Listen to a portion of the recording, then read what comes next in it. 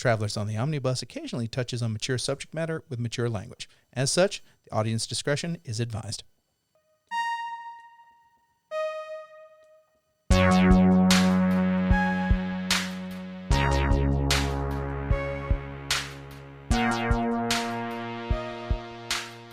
Welcome to Travelers on the Omnibus, a field trip through nerd and pop culture. I am your host for this episode, Jody Kite. Are you a robot? Are we talking in weird cadences? Yeah. I would like to think that this Shatner is going to get old educated us very fast. to I am already more really tired expressive of with this our bit. robot I language. hate this so much shit. Oh, no, we're going to watch you take this call. Hello? Hello, ladies and gentlemen. Welcome to Taking Phone Calls with Brady Davis. Okay. He said okay. The person on the other line is talking. Yes. Not really where I can, They asked him if he's busy. Mm-hmm. Such exhilarating. I watched the Insider Actors Studio with William If you Shatner. really need to talk, I can talk. It's, Later on NPR, kinda sounded like we'll be looking at tortoise shells It's kind of a big deal. painted after the death of the tortoise. Today on This American Life with Ira Glass, we'll be discussing the invention of lawnmowers. Insert smooth jazz here. Welcome to Planet Earth. Today we're observing the Brady Davis. Hello. You okay with that bit being in? Fine, whatever. Do you need to breathe for a moment? Censored. I will cut that part out. I thought that was just I will work. cut that I part thought that out. was work, considering how frustrated you looked. No, if it was work, I wouldn't have fucking answered that. Hell yeah. Well, we're on brand like 4 episodes in a row on that. That's pretty Yeah, good. yeah. There you go. I have to make a disparaging comment about my work. It's a saga at this every point. single time. Yeah. It's the Iliad of horrible employment opportunities. It's more like Inferno. Oh, Jesus. Okay. there you go. Dante's Inferno. Could we say this is his origin story for Brady versus the world? That origin story existed day one Brady was on Earth. It's just- I it's have been no set idea up. what you people are talking about. I'm Brady Davis. Oh, I'm Ethan Skinner. Oh, I'm James McCarthy. We didn't do that. Yeah, we didn't do that. I'm part. glad, Let's I'm glad you're on move point this with that. on. I'm glad you're on I point was just going to with let everybody Let's just ramble move along. on There you without go. introducing that. There you themselves. go. Brady, what have you been up to? So speaking of my daughter being a cunt, Now I can't get rid of it. exactly. She's not gonna listen to this shit. I'll do you one better. I'll make it echoey every Like, time. what is the younger generation than the Zoomers? Like, they don't listen to podcasting. Podcasts are old news. That's not on TikTok. That's zygotes. Yeah, I don't know what the fuck. They're unborn Anything children. longer than 3 minutes, they can't handle it. Yeah. So yeah, this past weekend we were able to meet again for our D&D game with Holder as the DM, Jason Holder, Whiskey and Wrestling. Michael and Caitlin and me, and we had my daughter join. Oh, hell yeah. That sounds Yeah. wholesome and fun. She's playing a wood elf ranger. She's still kind of getting her legs, I think, because she's around other people. But like, I think she's kind of mostly playing herself, which is fine. Mm-hmm. You know, when you're kind of defaulting. I've done that before. Mm-hmm. But yeah, things that I think Holder said that this might be his favorite character that I've ever created. Oh, very good. Very good. Because I'm like an idiot savant almost. Very nice. I like it. So What fun things happened? we are trying to we had to kind of like not really sneak in, but kind of like infiltrate is too strong of a word. Like we're pretending to not be from the country that these other people hate, because there's 2 countries. We're from the Braylon, which is kind of the more quote unquote advanced place, and then Umber is the kind of backwoods place, or at least that's how people from Braylon see it. So we're trying to go in there because we saw some like people might be starting like an uprising or something like that. Oh, So we don't like we're that. we're trying to figure out what's going on with that. So we go to the town that the place is going to be at, and we don't know like where it's going to be at. We just know the town. So we're all dressed as like we're merchants, you know, coming from Braylon. Mm-hmm.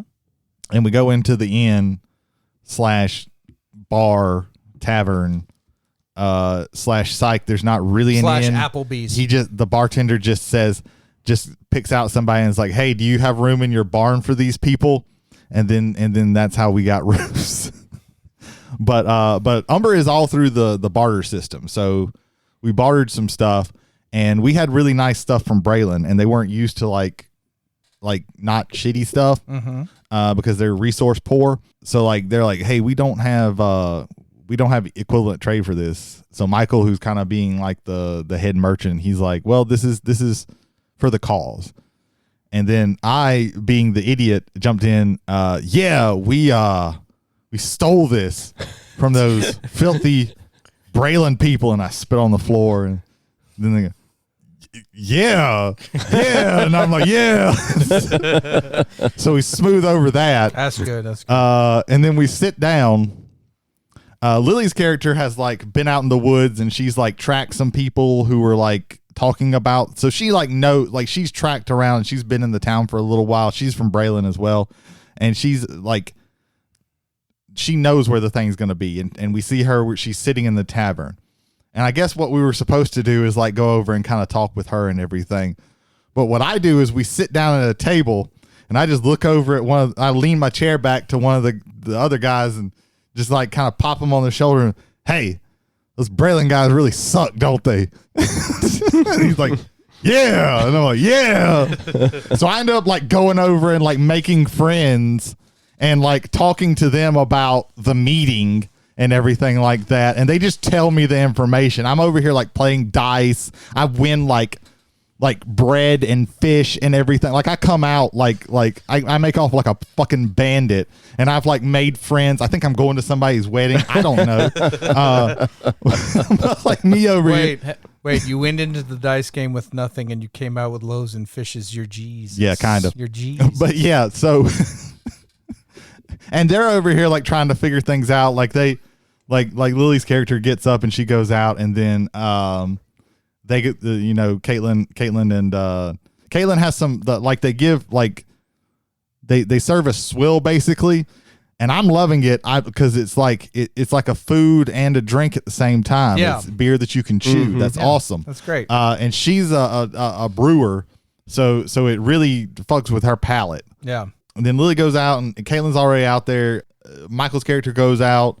Sorry, I can't remember anybody's fucking name. I can barely remember my character's name. And they're out there talking to her like, okay, and this, okay, yeah, I know where this thing is going to be and everything like this.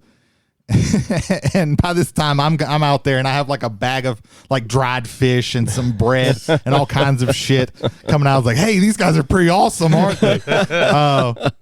And then I hear him talking. Oh, y'all were talking about that thing? Yeah, so and so over here just told me. I'm like I've given them a false name. My name is Charles, so we have to like go along with it. Did you say that out loud? My name. I've told him I'm Charles. Please don't say I do not like once like the guy like I'm talking to the guy. I was like, yeah, my name is Charles, and he's like, and I kind of lean over to. Do not worry. I'm giving them a false name so that they don't know who I am. I love everything that's being said right now. It is really great. I'm having really fun time. We end up like the meeting. The people who are supposed to be at the meeting don't show, and we have to go find them. We find we find the bodies. They're in a cave. They're outside a cave, and their skeletons have been surgically removed. Or, as my character says, the skeletons might have gotten angry and cut themselves out. So now we have the walking skeletons around. It's 50-50 as to what is true. I like that theory. We don't know. That's what I keep like. I have to constantly argue with Caitlin's character. We don't know for sure. I just hope you come across a really powerful necromancer to the point of where he just can pull skeletons out of people's bodies with a spell. Like Holder's like, I have a way that this is going to go, but I might change it just because of this. what you've done. Man, that's a good feeling right there. We find, I think it was like a ghast or something like that, that was like eating the bodies, but it wasn't the thing that like ate the, like something else is going on with it. Yeah. So we had to kill that thing, and we headed back to tell everybody that the people who were doing the resistance thing are dead. And we don't know where their skeletons are. They could be walking around right now, or somebody stole the bones. It's 50-50. So yeah. Everything you're describing is describing pretty much a character I made with my buddy James Throne. He was like your character, like the dumb brute. Contributed nothing to the party. Yeah. Sometimes having fun is more important than trying to take everything 100% serious. And sometimes you find out more information that way. Yeah. The only other thing that I did was Barnes and Noble's Criterion Collection sale is on. Also, Arrow videos are 50% off there. So I went by there and got one that I've been looking forward to since I saw that it was announced. And I've mentioned this before when I talked about getting Shudder. La Llorona, not the Curse of La Llorona, not any of these. La Llorona, really, really fucking good. I was really happy that it came out in the Criterion Collection. It's a really good, very subtle horror movie. It's a Guatemalan film, and it's about the dictator of Guatemala gets put on trial for genocide because he like massacred like the native peoples. He's also like old and kind of sickly and everything, and he ends up like with the protests and everything, they get basically like quarantined into the like his mansion. So it's him and his family, and they're this mysterious young girl, because all of their maids are native people, so they all leave because they hear weird things, and weird things start happening. Like he hears this crying and this weird things start happening, and they're constantly also having to deal with like loud ass protesters like constantly disrupting them. It's a very interesting movie, about atrocities and things like that and confronting them, and it's subtle, but like that makes the parts that are like really horrific. Like there's a really hard. There's a really powerful moment in the beginning where one of the like it's during the trial, and they have like a native woman who went through all that shit, like giving her testimony, and she's speaking like it's not just all in Spanish. It's Ixotil or something. Like, I don't know how to exactly pronounce it, but there's like multiple languages. So she's speaking the native language, and then somebody is like translating it into, and she's sitting there with this like garb on. That's very just her telling her story was very harrowing. But it's a really good movie. If you have Shudder, I would say definitely that's one to watch. And the Criterion Blu-ray is very, very good as well. So yeah, cool. I like Criterion. Criterion also has a YouTube channel, and they don't do this as often as they used to, but they would have like filmmakers or actors go into their like little closet of DVDs that they have released and be like, pick a couple. And it used to not be pick a couple. They had to like apply a rule to how many DVDs you could take, because people that are typically in there are Paul Rudd, Jim Jarmusch, people that have money that don't need to take 20 DVDs. And then they invited the Wolfpack in there one time. And the Wolfpack was a collection of kids that actually got held hostage in their house from like adolescence to teenage years by their parents. Oh, wow. There's a documentary movie about them, and then they made another movie. But they're filmmakers. Like they basically got through the experience by making homemade versions of trailers that they saw, because they never got to see the actual movie. So they made like Batman out of cardboard and made their own versions of it. Well, all these brothers go into the Criterion Collection closet and each take like 3 DVDs. They're like, oh, I haven't seen this yet. And it's Criterion Collection. I've watched a few of those. I haven't watched that one, but I've watched a few of those. Like the most recent one was Cate Blanchett and her husband in there. And it's funny. It's just good. It's just interesting to see like people, what they kind of, and it's always like Criterion does have the problem of it's incredibly pretentious. Like everything about Criterion is very, very pretentious. But there are some like really, really fucking good movies in the Criterion Collection. Yeah, I think Bill Hader picked up Houseu and started talking about his experience with that. Well, fucking the one with Michael K. Williams, like he starts talking about like Charlie Chaplin, like, right. He sits there and just waxes poetic about him, right? So it's like it's fucking Omar sitting there pretending to be Charlie Chaplin, like the little tramp, like it's crazy. It's pretty nuts. But yeah, so that's what I've been doing. All right. Hopefully later this month I'll pick up some more stuff. But that's really the only one that I really want. I was trying to find some Arrow stuff that I want, but there was nothing that I was really Arrow's picking up the slack on re-releasing stuff. Past like so 5 or so years. If Criterion's pretentious, like Arrow is very pretentious but unpretentious. Yeah, they have like cult films, mostly. schlocky stuff, but like also really good stuff. Like I think Anchor Bay used to be the distribution company that would re-release like horror films and cult action films, and they went out of business. I think Arrow pretty much like picked up where they like Jay, you want to get a really good edition of 1984 Dune? They have it like in Arrow. In Arrow, I have enough versions of it. Okay, that's where I got my copy of Brain Damage. Yeah, the Reanimator, American Werewolf in London. They have a really all good those. copy. Right. RoboCop. They like that's probably the peak version of that to get. The cyberpunk classic RoboCop. I mean, very Yeah, there it is. Call back. Ethan, what have you been up to? 2 things this week. The City of Gosha. Oddly enough, the city of Gosha is not involved in this week's. What about that tire? Where that tire at? The tire that will be a thing for next week. What? Ladies and gentlemen, The suspense. I'll give you suspense. episode 33. The tire. The tire concludes. The first thing, I have half won a battle that's been going on the past 2 months. I've finally gotten rid of half of the wasp nests surrounding my home. The wasp wars continue. Yes. I've went through 3 bottles of wasp things. That tells you how many wasp nets. Hold on. Wasp nets. You mean wasp spray, right? Spray. Because Yeah. my 3 bottles of wasp things could just be like anti-insurgent wasps, and you just open the bottle, and then they fight the other wasps. Yeah. You could probably do that. You could take like one nest and throw it into the other one and see what happens. I just load it in a slingshot and shoot it. No, they immediately like come to a ceasefire and attack you because instead. they have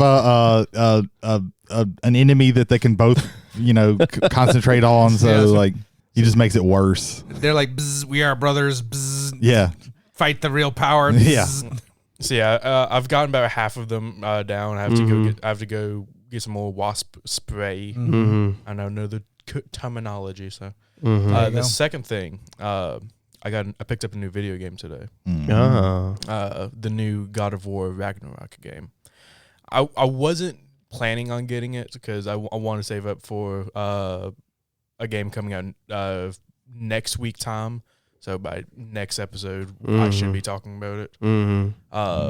But then I looked at my phone, and my coworker who's buying my Jeep from me graciously sent me his 2-week payment. So I was like, I have extra funds. I'm getting a new video game today. And so far, I'm 3 hours in, and I'm very much enjoying it. I'm not going to go too much into detail because I know Brady wants to play it. The suspense is killing me. What the fuck did you get? You haven't even mentioned that. I said it, God of War Ragnarok. Yeah, did I just seriously? Yes. Yeah. Oh shit, I am out of it. Maybe I need to get some sleep. You're disassociating. Maybe. This is not well, good. Ethan is talking, so Yeah, that is true. That is true. You know, I'll give it to you because you're probably not going to remember it by tomorrow. that is possibly true. Yeah. I'm worried he's not going to remember it when he gets into his car. Yeah, Possibly. That is also possibly true. Everything that happens in between in these recordings just flies out of my brain after this is done. Yeah. I'm 3 hours in. I'm very much enjoying the game. I hated when I got to the 15-minute mark. It's primarily because of one scene, but then I went back to, oh, look, I'm playing Kratos again. Right. How long did it take for you to get? If what you're talking about happened, if it's what I think, that happens more than once during the game. I thought it was very bold that every so often in the game you play Raiden from Metal Gear Solid. Oh, okay, yeah. It's very. It was very. Yeah, you get that big sword very that can cut stunning. through things. How long did it take to get out of the tutorial? Surprisingly, it wasn't that long. Like, I will say Sony did a really good job not spoiling a lot of the game. I've heard that they're doing it a lot now. Yeah. Like, don't go on their Twitter. Just don't. Pretty much whenever they first released like the trailer for the game was like, it's like Freya swooping in her Falcon form and fighting Kratos, and then it leads into Kratos and Atreus in the boat going to one of the towns. That's gotten to like the first 2 hours of the game. And so they've done a really good job not spoiling anything for anyone, so that way they can enjoy that experience. Nice. Yeah, I'm hoping I can. This is God of War Ragnarok is like the only video game that I've bought video games, but recently, but like there've not been things that I'm like looking forward to. They're just things that I saw that I was like, oh, that's cool. I'll get it. It's available. God of War Ragnarok is the only thing I considered even getting a PS5 for. Yeah, but then I realized it's a PS5. I'm gonna have like a 1 in 500 chance to even get a hold of one. Or even have the opportunity. They're becoming more and more available, though. Yeah, but I there's nothing on it that's exclusive that I really have to have. So. I would like to speak for a moment on the PS5 version God of War Collector's Edition. It comes with Mjolnir. Okay. You know what it doesn't come with? What? The game. Oh. What? Digital code? It's a digital code. Digital code. Now, hold on. Here's why I'm mad about this. It comes with the steel book to put the disc in, but it doesn't have the disc. So, oh, that tickled me. I try not to be like the old fogey, but when it comes to like physical media, I still am. Like I want to buy the Blu-ray. I want to buy the physical copy of the game if it's available. Well, my thing is this. Like, if you want the digital version, or if like it comes with the digital version, that's fine. But if you're going to do a collector's version, and part of it is the thing that you would hold, and you're the already paying like copy for, what is it, like $200? Oh, I'd have to. It's probably like, I want to say it's north of 100. It's always going to be north of 100. Yeah, I would venture to bet that it is between $150 and $200. Yeah, because like. But if you're going to have the special steelbook, editions, have the disc. Yeah. Hell. Just give me a disc that says God of War. It doesn't even have to have God of War. Just give me something to put in the steelbook. That's absolutely. Well, it could be like the give me a 20-hour mix of Immigrant Song just played over and over again. There's like the Modern Warfare 2 game has 64 megabytes of data on it, which is lowest pricing on eBay, $289. Okay, so it's over $200. Well, I think to buy it regular, I think would be like what, $200, and now that it's on the second hand, I think gone up a little bit. It's definitely at GameStop. God of War Collector's Edition, $200. Yeah, there we go. I was right on the money with it. Definitely, yeah. Like that's ridiculous to not give you a physical copy of the game. Yeah, especially when with a steel book, because the disc cost him like 2 pennies. I'm not a big fan of like super special editions anymore because they're really full of overpriced garbage. Like you're not getting what you pay for. Like the stuff that you get in it is not worth the money that you pay for it. And that's a really big problem that we have. But I don't, especially for like games like something like God of War, I really would prefer to have the disc because then you actually have actual ownership of it and not maybe ownership possibly as long as they decide to keep it available. Things like that really bother me. But that's a discussion for I guess another time. Day. My big thing is I hope that I can actually beat this God of War without Jay completely spoiling it. I did do that with the last one. Like we were just outright spoiled it for me and Holder, and it was just like, well, shit. I still enjoy. Like it didn't really like mess with my enjoyment of the game. Like I still super enjoyed the original game, but it was a little bit disappointed because I would have loved for that revelation at the end. But I thought they had gotten way further in the game than they had at that point, and I fucked up on that one. So that is a definite mea culpa on my part. Yeah, that's all I've been doing. Jay. I have been doing 2 things. The first thing that I've been doing, I got Actraiser Renaisssance for the Switch. So Actraiser, like that's one of the best, like low key, like cult classic SNES games of all time. It doesn't rise to the level of classic to me, but cult classic definitely. It was made by Quintet, which, if you know, also did Soul Blazer, Illusion of Gaia, and Terranigma. Right. Which I would love to see that trio come out on a Switch card or a download. I would buy that in a heartbeat. I would also be grateful if they did it for the Nintendo Online, which I have on the Switch. Don't have the N64 pass yet, though. I'm slowly being convinced to because Pilot Wing 64 is on there. I love that game. We're going to have GoldenEye sometime in the future. And I think when that happens, it'll have online play, which is going to be awkward as fuck, but that's just me saying that. Right. But there you go. But no, Actraiser Renaissance, I like the art style. I think it was a very good art style. It's full-on anime art style. I like the updated graphics for it. There's a bit of a blur to it, like around your character, which I think is kind of cool because it's your godly power. Maybe it kind of makes you look good. Where I find I have a problem with this, so the initial game was you had side-scrolling platforming and you had city building, and they meshed very well. They have also added tower defense now. Oh, okay. And so every so often, like the cities that you're helping, they're going to be raided by monsters, and you have to protect the cities. And in quest battles that are like that, you have to protect certain areas from, like, you have to make sure that your temple doesn't get destroyed, or you have to make sure that all of the like your gatehouses aren't destroyed when an attack comes in. So there's a bit of strategy to it, but tower defense for me got boring in 2008. And we're now 14 years later, and I'm doing this again. That's my one like negative for the game. I've enjoyed everything else. I like the way the platforming is not platforming. Excuse me. The fighting. I think there's a little bit more you can do with that. Like there's a charge move. You have an up thrust and down thrust. It's very Zelda 2 like in that regard. I kind of enjoyed that. So I'm enjoying the game, but I just dread those tower defense sections. I've heard from a couple of people that the added parts they put in there aren't very. They've added a star character effectively to every town, and I like the notion of that, but they are used primarily, unless I find out something later in the game, they are used primarily in the tower defense parts. And it feels very disconnected because rather than like either taking control of this character and fighting as them, it's like, okay, you go over there. Okay. And then they auto fight whatever is over there. And it seems like if you were going to go to this point of having these star characters in there, I think you should have more agency over what they're doing other than just go here. And then hopefully you rando kill all these things that are over there. That's just my opinion on that. The other thing I've been doing is Blades in the Dark. Yes, ladies and gentlemen, off book, not amongst you, though maybe one day we might. If we get enough people, Supercast 2 might be a giant Blades in the Dark game. So I'm just saying this right now. But I have played 2 games of Blades in the Dark today. The first one was 3 a.m.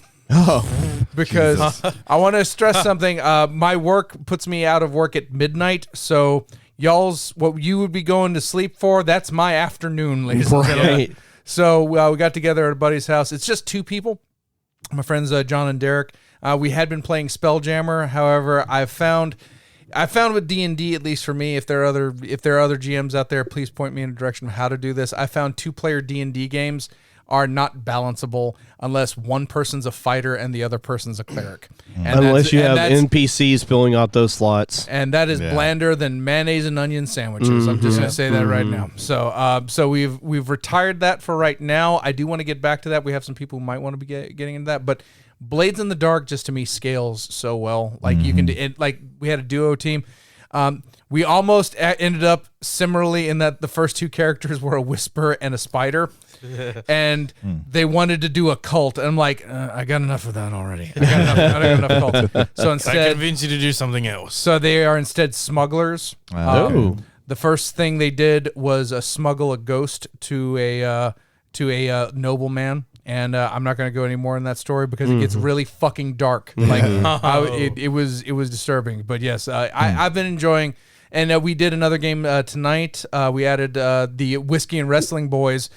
Joined us in our cult. We have a 6'11" giant beater of a man. And that's Michael's character. And then we have little Timmy, played by Jason, who is a street urchin, who's like hoping to grow up and like become something more than he is. And I'm enjoying it. I enjoy everybody's characters. It was fun and quick. I went outside to smoke a cigarette, and I came back inside, and we were already like on our mission. Yeah, plug it like my head got punted in. Yeah, his head got punted in by his own person. Gun blew up. His gun blew up, but it took out I was about to say a space knight. What the hell? I'm thinking of Spelljammer still. Kneecap. That was a phantasm. Yeah, he kneecapped a ghost armor, and it started crawling around the ground like a crab. It was creepy. It was pretty creepy. Absolutely. I enjoyed. I like Blades. What you were about to say is like you can get a game in about 45 minutes to an hour and a half, which is really good when you're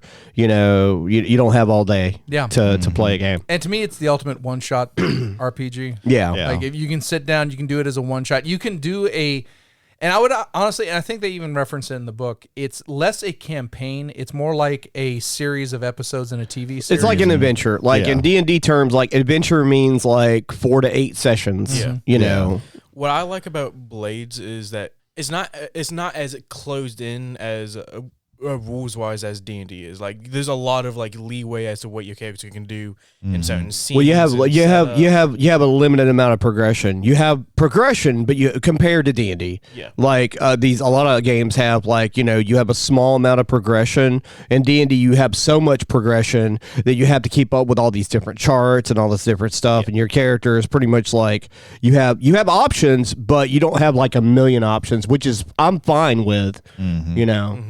See, I'll differ from that in that I think you have way more options in how you tackle things because it comes more from a narrative than it comes from an actual, I have this skill and I will roll in to get this number. Yeah. It's more along the lines of, you are presented with this. What the GM should be doing is, I present you with this. How do you deal with it? Well, yeah, what I mean by like, that is just like you don't have a lot of, your character sheet isn't a spreadsheet of like a million different things. You don't have a lot of like mechanical answers. There's a lot, a thing. There's not a mechanical answer in D&D, for if there's a thing that happens, thing. you know, especially when it comes to like fighting and things like that, you can look on your sheet and go, oh, I have this ability that lets me do this. Therefore, I can do. Do you have animal training as a skill? Yeah, I have animal training, so like as a proficiency, so I can. Let me calm the horses. Whereas mostly in you have some like items, and then you have like starting out an ability, right? And you can kind of use that, but it's mostly like, can you think on your feet and come up with because a lot of your abilities are multifaceted. Yeah, you have a lot of flexibility between like what you can do with like one ability instead of like D&D having 100 different skills. It's unnecessary. 20, 30 skills. Yeah, versus like oddly enough, like in my opinion, like 5th ed D&D is not as bad as current generation Cyberpunk Red. They divide up the skills almost to a point where it's too much minutia and not enough. Like it's like, okay, well, I can do this. Well, it's more like this, so you need this skill. But they're so close, like that they're two separate skills. Kind of throws me off. I wish I had the book here to kind of give you an example of that. No, I mean, I remember. I enjoy it. I enjoy Cyberpunk Red. I do, but like figuring out how best to. Not even to say min-max your character, just to make your character playable within the concept of what you're presenting as your character. Yeah, like they didn't progress out of the crunchy state very much. There's a lot of charts. Yeah, I think that D&D does a decent job of like having a wide variety of skills, but not so many skills. They've streamlined it. You know exactly like if you're doing something, know what you can use for that. I think it's what they wanted to achieve with 4th ed in the fact that you have like it's a very straight cut forward. This is what you've got right here. These are your skills, and kind of limit that. But that they limited it too much, in my opinion. Whereas 3rd ed was too much. Even from coming from AD&D, it was too much charts. So there's a lot of charts. Again, they kind of just simplified everything down to the stuff that you just absolutely need, and gave you enough leeway to kind of have it cover, like kind of umbrella cover what you need for your character. Yeah. But yeah, Blades in the Dark and Actraiser Renaissance, both of them have been my week. Jody, what have you been doing? Oh, thanks for asking. I was going to let it sit there. 3 hours later. Well, I got to play Blades in the Dark earlier tonight. That was fun. It was Can attest it was fun. It was a good time. That's the main thing I'm always worried about. Did you guys Right. If you didn't have a good time, oh no, I wasted your time. It was amazing. I don't like doing that. Last Thursday, we got to play exactly 28 different sessions of Horrified. No, I'm exaggerating. We played like 5 or 6. We played 3 times. 3? It was 3 Was times. it 3 times? It was just 3 times. It felt like it was a lot more. Because we kept getting our fucking ass beat. One of the games was like 20 minutes long. We played turbo mode. Yeah, one of the games I think we played 4 times because that one game was like we were just like making stupid decisions and seeing how fast we could get through it. It was 4. No, it was 4. Yeah, because that speed session that was like 20 minutes. I don't think it made it around to the first player again. No, I don't think it did. Well, we were just. That's a great game. I enjoy it. Yeah. It's fun. We did the Universal Monsters version, Yes. Which I enjoy that. I haven't played the Cryptids version of that game yet. So Cryptids version is good. It's just the monsters are different. So, right. So the way you approach that, but the Jersey Devil, I think, is my favorite monster from the Horrified series. That is some of the monsters act a little bit differently than. Because like Bigfoot's not attacking you, he's running away. Yeah. Right. The Jersey Devil, like you have to like collect clues to figure out what who the Jersey Devil is. I like that aspect. That's pretty sweet. Spoilers, though, if you're playing the game, you'll find out immediately. The Jersey Devil is basically a distaff version of Guess Who. Mm-hmm. Yeah, because kinda, you get 3 clues, and whichever character amongst it matches the 3 clues you have, that's the 13th child, and that's the one you have to get him and the Jersey Devil together, and then then dead. I was the only I wouldn't say frustrated, but the only thing that annoyed me, the only time I got annoyed was we were like one player's turn. One turn the away. last game. That's when we were done after that. We had to do one slide of the slide puzzle on the mummy's curse or whatever. I think the mummy's curse. Yeah, we had the card that would bring the mummy to our spot, so all we had to do is slide that over. Right. Somebody plays a card, boom, we're done. But and the mummy activated, and we left. We one forgot a villager. We forgot a villager, and it got attacked all the way up in the cave. Yeah. 6 to 7, which is the terror track. Once the terror track hits 7, you lose. And and recently I tried, because of our last episode, I started playing original Metroid from 1986. Oh. I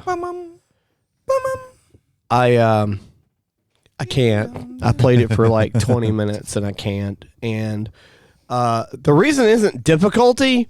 It's I forgot how floaty Samus is in that game. Oh, extremely. The controls are so floaty in that game. I could go back and play Mega Man 2 any day of the week and be okay, but there are certain original. It's one of the like you mentioned that's one of the reasons why Super Metroid stands out for me. Right, that control is crisp. It's very tight, much like in Castlevania 4 or Super Castlevania on the Super Nintendo is also very tight, but there are parts in that game that Belmont is a little floaty on. For sure. Well, it's like playing a more modern game. It doesn't need to have a fighting game, and it doesn't even have to be like a super modern game. It could be something from like the PS2 or the Dreamcast. Right. Hell, something like Soul Mario Calibur. and Super Mario Brothers is floaty sometimes. Yeah. And then going back and playing, something like Samurai Showdown, where you can punch three buttons in Soul Calibur and he does this combo. But you press 3 buttons in that and he's just a slow like jab thing with his sword, and it's like, Jesus Christ, I cannot do this. Yeah. That's why sometimes it's hard for me to play like some of the like Street Fighter 2. The non like faster versions. Right. Hamuro for life, goddamn. There's no like actual combos except for just in-game things you can do. But even like the responsiveness is right. Like, it's very slow. The response is very older slow. Games like have this this thing where some of them work if you're used to like newer stuff, and some of them don't. So like for Mortal Kombat, you can kind of do Ultimate 3. MK Ultimate 3, but you can't do 1. I mean, you can, but it's so slow. Oh, yeah. But at least Ultimate 3 is like, it's really fast compared to the first one and even the second one. But that's all I've been up to, really. I haven't done a lot this week, unfortunately. I've been stretching myself thin while trying to get finished on the second part of the pseudo musical that I'm working on for 7 Friendly Sins. Yes. From the Digital Devil. From the Digital Devil. Today I gave you something to read. Oh, okay. Yeah. That's right. Yes. I will be talking about that at some point. Two episodes from now. Episode 34, blank. Yeah. We know how to fill the blank, right? And one day you will fill in the blank as well.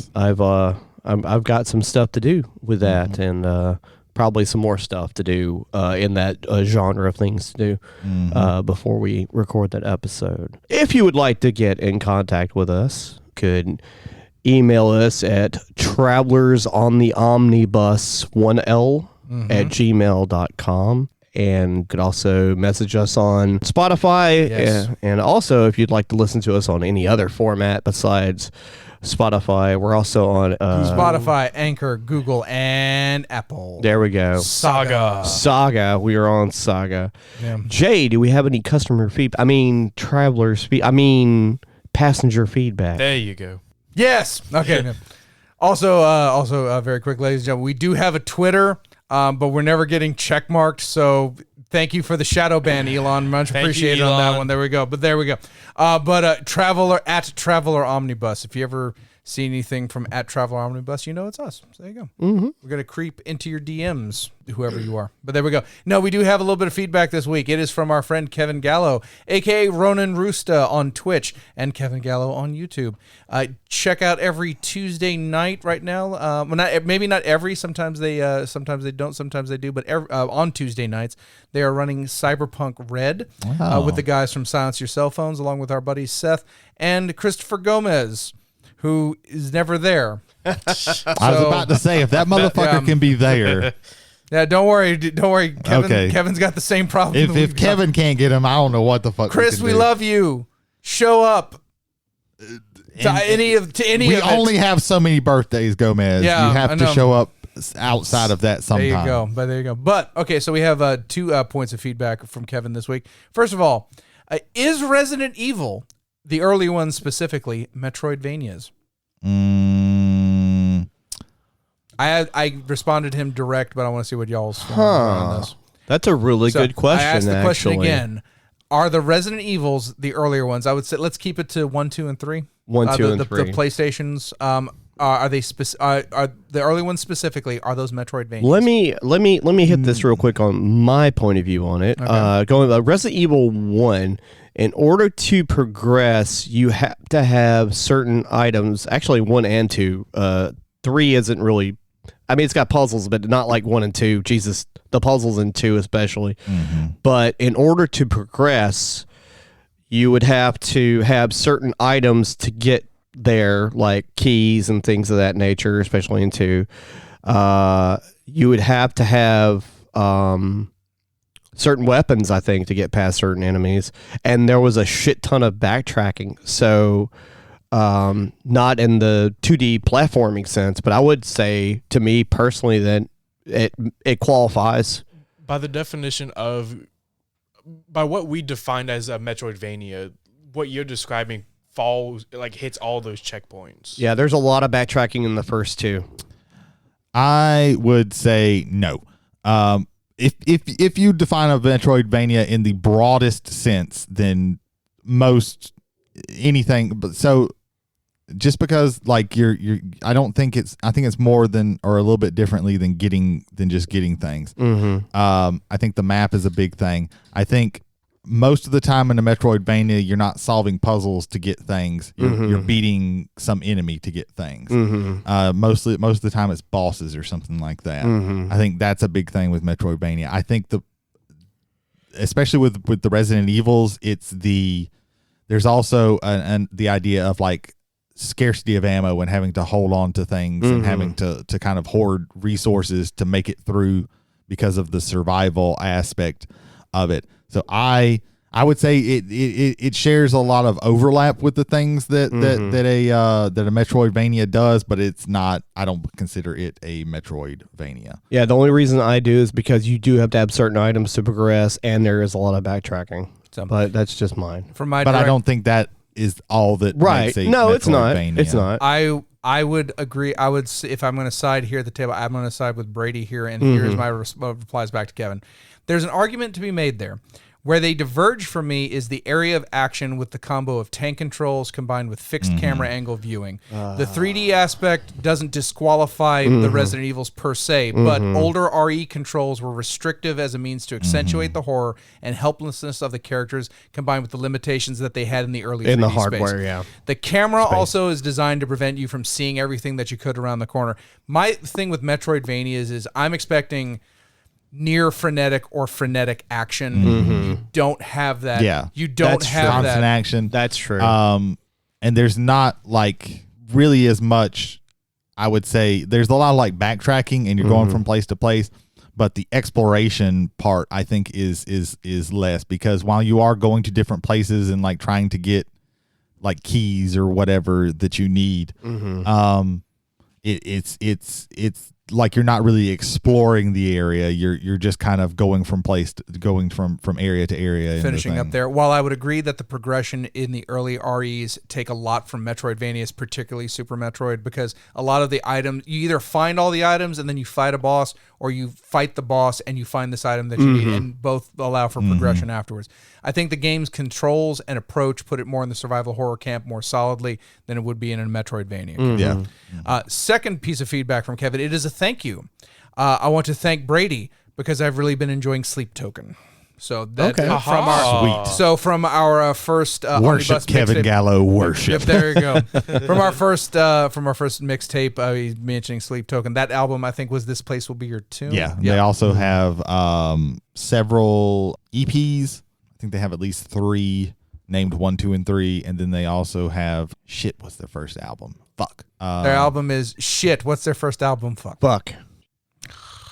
Sundowning. Yeah. Sundowning. All right. Okay. So Kevin and all of our passengers, please check out Sundowning by Sleep Token. Yeah, that one's just as good. I literally flipped a coin to see like which one I was going to make everybody listen to. Oh, gotcha. Cool deal. Because they are both very, very, very good, I think. I will say I haven't gotten a chance to listen to Sundowning yet, but I very much enjoy This Place Will Be Your Tomb. Yeah, they also have a I think it was just released as a single. It's called Jaws. That's really good. Yeah. Right. Very nice. Ton of good music All from right. That concludes our feedback section for this episode. Again, travelers on the omnibus 1L at gmail.com. The history of cinema started pretty early on in the history of cinema. Really? Yeah. Hang on. You had like the first. I want you to hear it from someone else's voice, what you just said. The history of cinema started early on in the history of cinema. I can see you started it. I can just see it in your eyes Right. that you started, I and did. you thought that I like did. as it came, you were just going to like roll with Right. it, and then nothing And popped then, in your and head. then nothing. I like to imagine the gears are turning, and then all of a sudden the brakes just slam on the ground. Let me go. I'm gonna go one further. We're pulling the curtain back. The Oz is about to have no clothes or some shit. I don't know, but ladies and gentlemen, we've come back from a day of rest. Members of the staff had to rest. We were going to prep more for you because we love you. We love the passengers. We want to make sure we're prepared for you. And the first words you heard were 24 hours worth of prep time from one Jody LL Kite. Stands for Ladies Love. So another behind the curtain. Oh, here we go. It shows you exactly. We stood up here till almost 1 o'clock last night after everybody else left. Yeah. And then they did. I got the fuck out of here. And then I woke up at 8 o'clock in the morning to get ready for work. Yeah, And I got Jesus. off work at 4:30, and by the time I got home off of work at 8 and everything like that, Jay was there to pick me up. So no, there was no prep time for me. I didn't do any other prep either. You guys think we so. prepare for these kinds of things? Sometimes we do. So here's what you do: you roll out some dough, look up some Ray Harryhausen. No time. Roll out, No. put on the sauce. The phones didn't stop ringing, my friends. Well, then you disconnect the phones. Yeah. They have to order through the app, make the deal. Yeah, no. Early in the history of cinema, animation peaked its head over the countertop of the history of cinema. Was it a groundhog? Yeah. Was it looking for its shadow? It's getting worse. Okay. This All is right. slightly better, but it's a slight improvement from the first one. So Jody, what the fuck are we we're talking making about? progress. Do you want me to just do it? No, I'll do it. Okay, I'll do it. In 1925, I'm pretty sure that one of the very first instances of stop motion animation in the silent film The Lost World made its debut in probably one theater in New York City. Probably one in LA too. Probably, maybe, possibly. New York was actually a pretty big center for film, actually, in the early days. And then they all moved out to L.A. because one, there was more light, and two, Thomas Edison was a douchebag, and weather was more consistent. I think that in too. California. The Lost World. If you haven't seen it, I think it's like really short though. It's like an hour or something like that. If it's that long. Yeah, most old silent films were around an hour-ish. A lot of them, yeah. But they use stop motion, and if you don't know, stop motion is where they move like a figure, like one little centimeter at a time, and takes a picture. And film is shown at 24 frames a second. Mm-hmm. So for every second of a film, they move it 24 times, however much it moves in 1 second. They're gonna take basically 24 pictures, and that equals a second. And then you run those together, and through the magic of film, I don't remember what the actual term of it is, you produce motion. Right. I believe stop motion was around the same time, if not right before actual traditional animation. I want to say, correct me if I'm wrong, and I'm certain we'll get an email if I am, but I want to say, what's his name? The guy who did Earth to the Moon.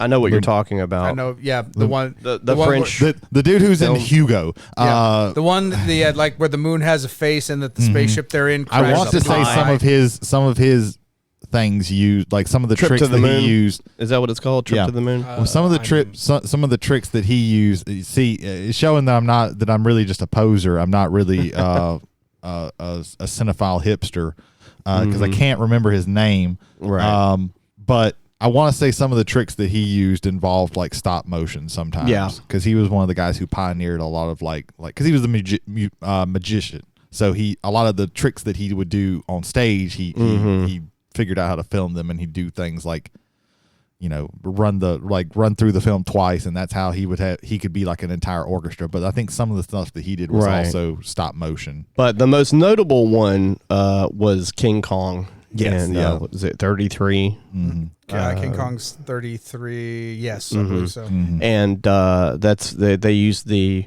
stop motion technique to move King Kong around, and it was a combination. It was like the Jurassic Park of its time, because they actually used like some puppetry too, with like the hand when it grabbed Fay Ray. You also had giant models, like when Kong is eating people, like you actually have the giant face built, and then they're like hanging out. It was a multi creative systems that they used to make that film. I think that's the first instance. Rear projection. Yeah, I believe it. And we'll get to the understudy of the lead animator. And I will be going back and forth, I think. This isn't going to be a perfectly chronological thing. This is just like... Well, it's going to have to go back and forth. Yeah, the idea of stop motion is kind of... It's on its way to becoming a dying art, because, and to be honest, like even traditional animation nowadays is a dying art, because it's mostly, Disney doesn't do any traditional animation anymore. Most places don't do it. It's CG, computer generated animation for the most part, but you still have a lot of people nowadays hanging on, and some of those are like the best movies, animated movies out there. And it's a really and you don't see it as much because it is super time intensive. It's very like taxing. I said, again, for every second of your film, you have to take 24 pictures. Just sit there, move it slightly, sit there, move it slightly, take a picture, sit there. I got curious because by that logic, The Lost World, the original release of it was 106 minutes, so a little over an hour. Right. So going by that, 106 is almost 2 hours. It's an hour and 46 minutes. Hour 46 minutes. Yeah. So that's 24 pictures per second per minute. Well, the whole film isn't stop motion. Just that the one's not scenes with the entirely. They just take, dinosaurs. like, that's just how they put dinosaurs Right. on Yeah. screen. With But people. Ray But then just to kind of finish up that mode.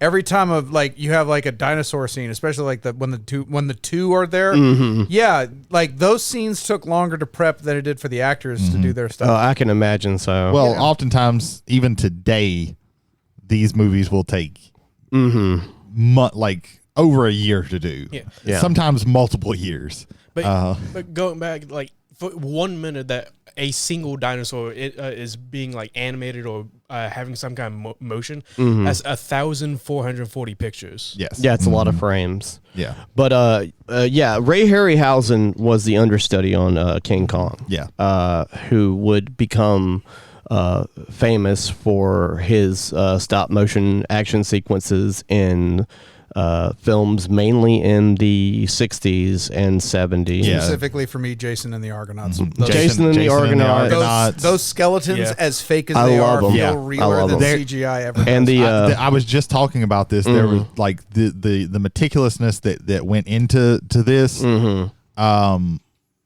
to get those things fighting human beings, because in the movie, like this guy makes some skeleton warriors, and they go off and they have to fight with Jason's crew, and they're literally like fighting with them, and to today's standard, it doesn't look like perfectly real, but like just all the thought that had to go into it. Like there was like he had to like first they had to film it with the people, and they had to you're having to pretend that you're doing all this stuff. Yeah, there was no guy in a green suit in front of him or anything like that. No. Like he was choreographed doing the sword fight with nothing there. Yeah, and then he literally had to like project that onto a screen in front of the models that he was doing, and move the models as the screen was projected so he could match it up. Like it was super time intensive and super very meticulous how this had to happen. It's I watched a YouTube video on it. It was very, very interesting. Was the Seventh Voyage of Sinbad before or after Jason and the Argonauts? I don't remember, but I want to say it's after, but not that far after. That's one of the ones that I remember, because there's a part in that where some like sorcerer guy is like showing off or something, and he puts this lady in a basket and then puts like a snake or something in there, and like he uses magic to kind of meld her with a snake, and then they dump her out of the basket, and she's like this blue snake thing, and she does a weird dance and everything. Like that's something that something like that has that has literally always stuck with me. I might have even watched it once, maybe even twice when I was like very young, but that is a very vivid memory to this day of that. And then like you said with the skeletons fighting, like that's a very vivid memory in my brain. It stands out quite a bit. Especially Jason and the Argonauts is an exceptional film anyway. Yeah. But that stop motion sequence with the skeletons is pretty killer. Jason and the Argonauts came out in 1963. Okay. And Seventh Voyage of Sinbad. While you do that, so a little bit later on, like you have the Clash of the Titans. 1958. Shit! Wow, so it's completely in reverse. 5 years prior to. Okay. Impressive. There you go.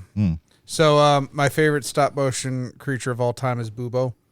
The owl. Bubo is the greatest thing owl. ever. To be as unexpressive as that model is, and to be as expressive as that model ends up being is just whoever was the head of the special effects on that. Congratulations, you knocked it out of the park. Oh my god, love Bubo.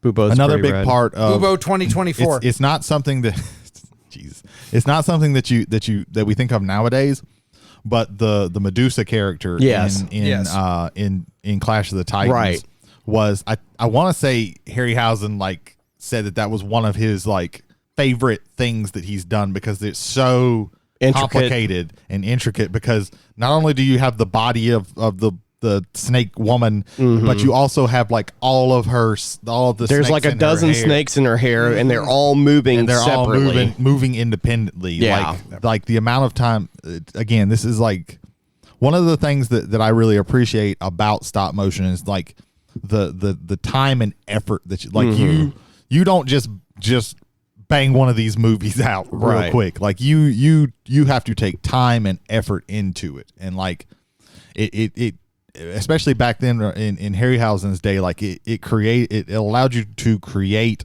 things that you wouldn't have normally been able to see. And the techniques they use, the time saving techniques that we'll get to later in another series of films by a specific director, weren't in place during that time period. So it was even more time consuming because they didn't have a system in place to really. They had a system in place, but it wasn't as efficient as it would be later on. Well, in traditional animation, you can do things, and if you look at some of the Disney movies of what they call the Dark Ages, you do frame tracing, where you do the same movements, you just kind of trace over them as a different thing. If you'll notice like in Robin Hood, there's a part where they're all dancing and everything. The dancing in that is the same movements that were used in Snow White and the Seven Dwarfs. So you could do things to like cut corners with animation like that, but especially back in the day, you couldn't really do that with stop motion. Like it all had to be done by hand, in-house, one picture at a time. Like it was so like time intensive, meticulous, and tedious, really. But the effects were like amazing. Like one of the things I can appreciate about stop animation is whenever it's like a project that people are dedicated to and so put a lot of effort in, it almost feels like it's not even like. One of the most recent movies, Kubo and the Two Strings. I watched it the first time and I did not even. I didn't know it was stop motion the first time I watched it. Someone had to tell me that it was. There's a scene. Claymation. I don't want to like go on it too long, but there was a scene in that where I realized it was stop motion, and there was a point in the movie where the Beetle character was talking, and I noticed like a slight clip from what looked like, the interchangeable mouths that they used in that. And I was like, oh shit, this is stop motion. Yeah. Because I didn't know it was the same studio that did Coraline. This is Leica Animation Studios. They've done Coraline, they've done Kubo and the Two Strings, Paranorman. I want to say there's one more that came out a little bit more recently. I could be wrong about that. But those are the big ones. And they're one of the studios that are still like keeping stop motion animation alive, and they're doing like really amazing things because all of those movies are phenomenal. Like one, they're good movies, and two, like they are absolutely gorgeous. Just they're very absolutely pretty. gorgeous. Box Trolls. Okay, I didn't even know that was stop animation. That one, not so much. But still. But well, I mean, not so much as a good movie, but like the other ones are very good. They also did the Missing Link. The Missing Link. Okay, I was mistaken. I thought that was another studio, but I've heard very good things about that one, and I've been wanting to watch that. It's about like a Yeti or something. I've seen the trailer for it. It looks really funny. It does look good, and I've heard really good things about it. It's on streaming somewhere. I've wanted to watch it, but I just haven't gotten around to it. Missing Link is the one movie out of like the top 5 that we mentioned that had the highest budget, 102.3 million. Nice. The others were 60 million. Yeah. Also, it's super expensive to do stop motion, like super expensive. That's why you don't see it as much. It's much more cheap. It's much cheaper to just do computer animation. One of my favorite things about stop motion is how it makes the unnatural real. Like the more realistic the subject, to me, the less stop motion is effective. As much as I love the Adventures of Mark Twain, I'll go a little bit deeper in that later because we'll talk about one of the most frightening scenes of all time. However, we talk about Harryhausen's skeletons. We talk about like the 50s creature features like giant scorpions and things like that. They're kind of moved in stop motion. I think it helps make them more real for that movement to be kind of like unnatural and broken. And so it lets your mind accept this thing as real, because a real thing might look more, it might be more fluid in real life, but because it's already unnatural for you to see this thing, it moving unnaturally, I think psychologically it gets you into that mood. It's like, oh, this is weird and bad and wrong. Oh yeah, the skeletons in Jason and the Argonauts look legitimately they're very unsettling, and they're unsettling, and you can't put your finger on it until you think like, oh, it's the way that they're moving. Yeah. I want to talk about a different stop motion skeleton. Okay. The Terminator from Terminator.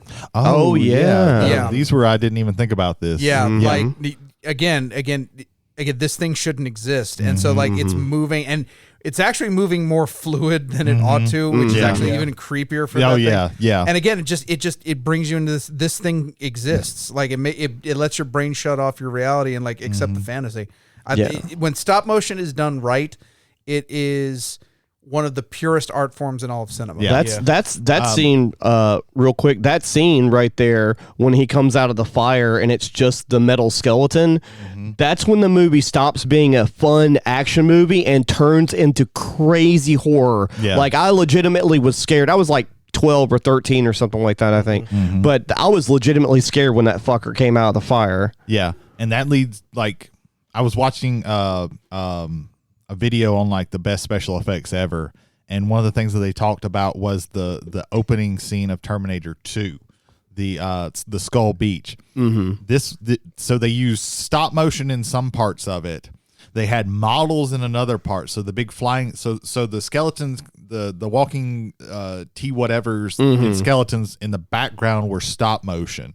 And they had like models flying over were the flying drone things. And then in the front, they had like life-sized like puppets. There. So it was like all three of those working all together. And this was another thing where I believe they had to do like projection. Like they had to do the stop motion and then project that and put the models above them. And then the bigger ones, the two big ones that you see in the very front, those are like puppets. Those are, somebody's like moving the torsos or whatever.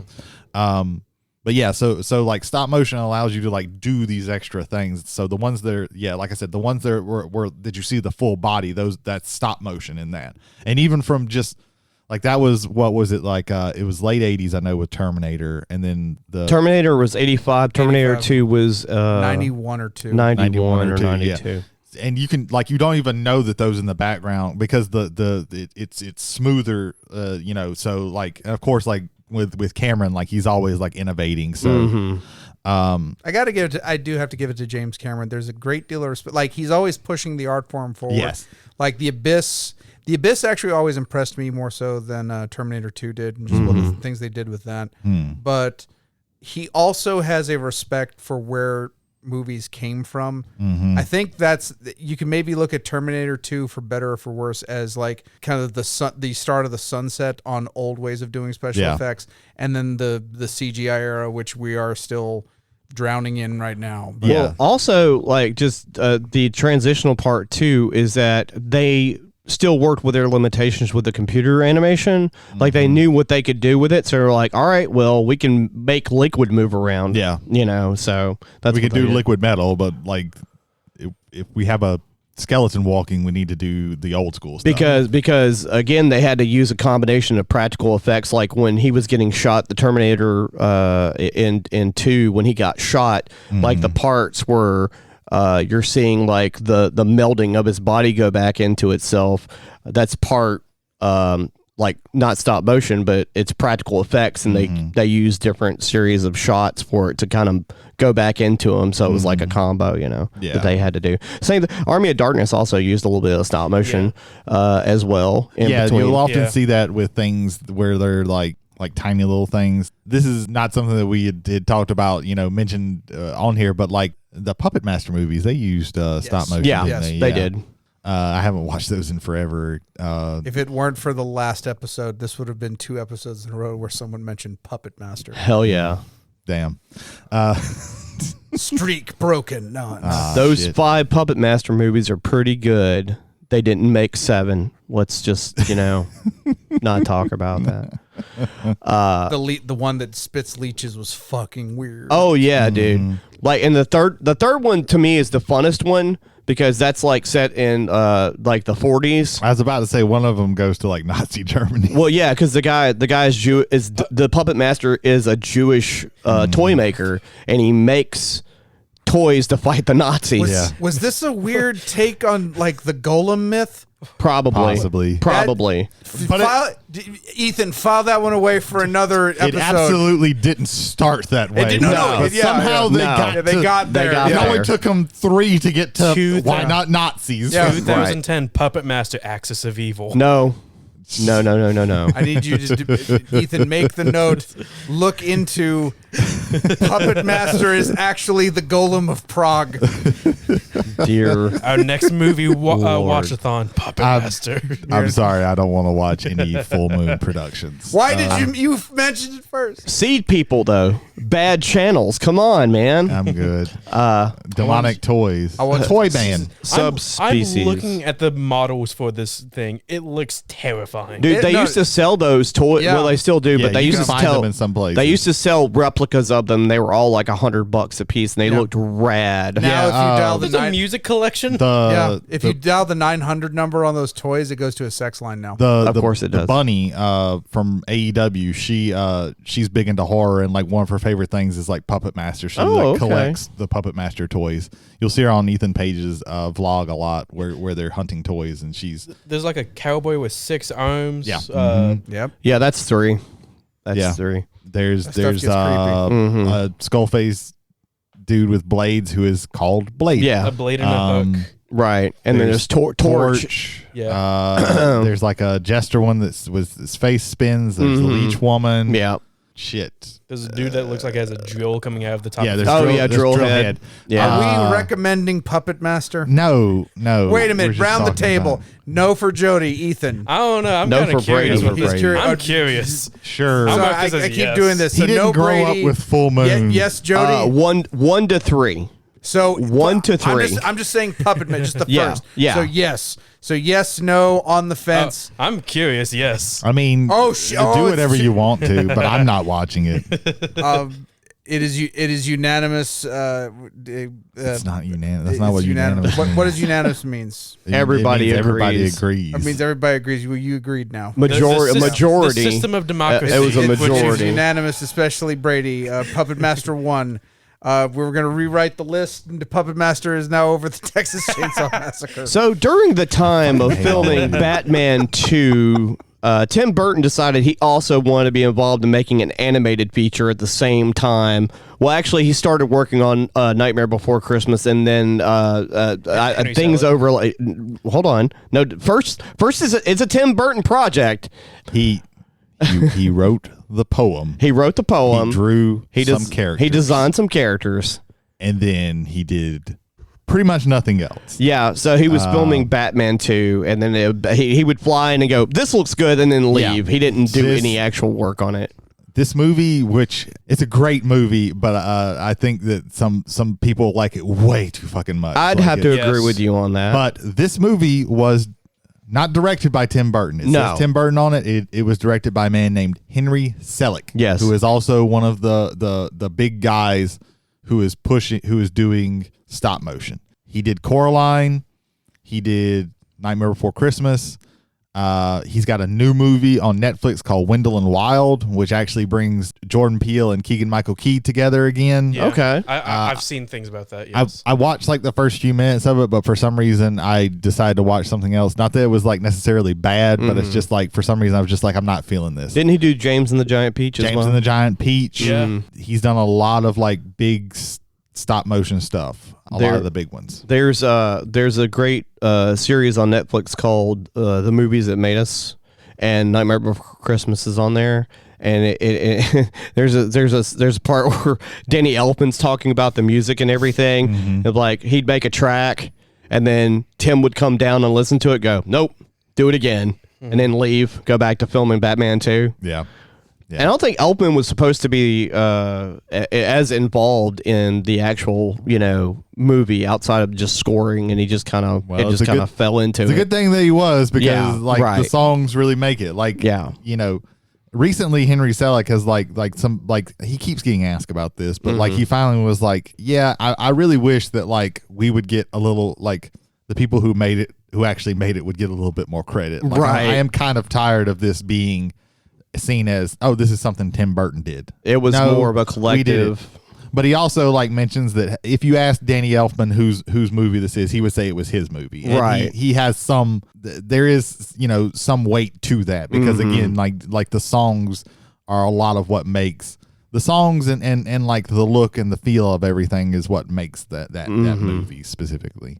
And then also the technique for I'll touch on the technique of how they animated it. They animated it in a little bit better of a way than Harryhausen because they streamlined the process. And I watched another documentary years before the Netflix one about how they animated Nightmare Before Christmas, and they had like a little display of like 100 different Jack Skellington faces.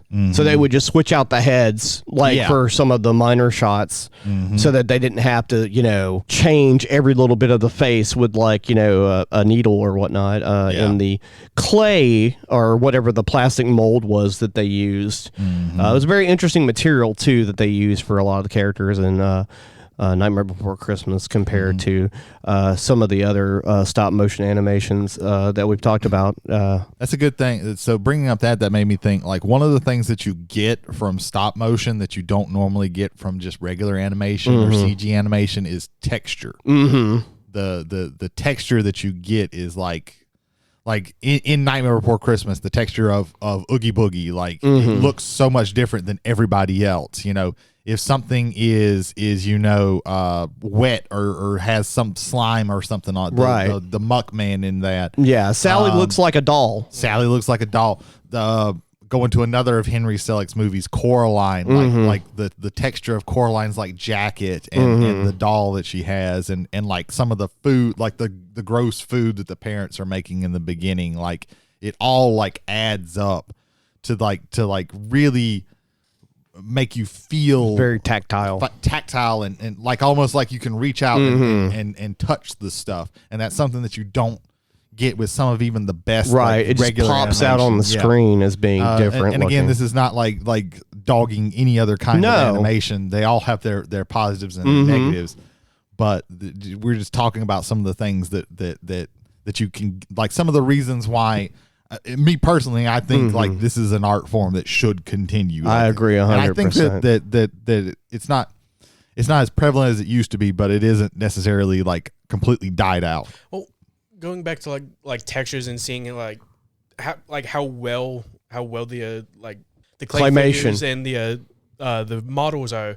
Fantastic Mr. Fox is a Wes Anderson film. He also did Isle of Dogs. You could actually see the way that they make those models is so detail heavy. It's you don't. You can see that's all not just one model. You see, there's multiple layers to it. There's different ways of customizing it, able to change the clothing, the way the fur moves. Yeah, the texture is really big with that. I'm not the biggest fan of Wes Anderson, and I especially I respect his animation. I do appreciate that that's still in his wheelhouse, I guess, but it is still it's stop motion animation, so that's a weirder thing for him. It's kind of par for the course with him, but also a little bit outside of that.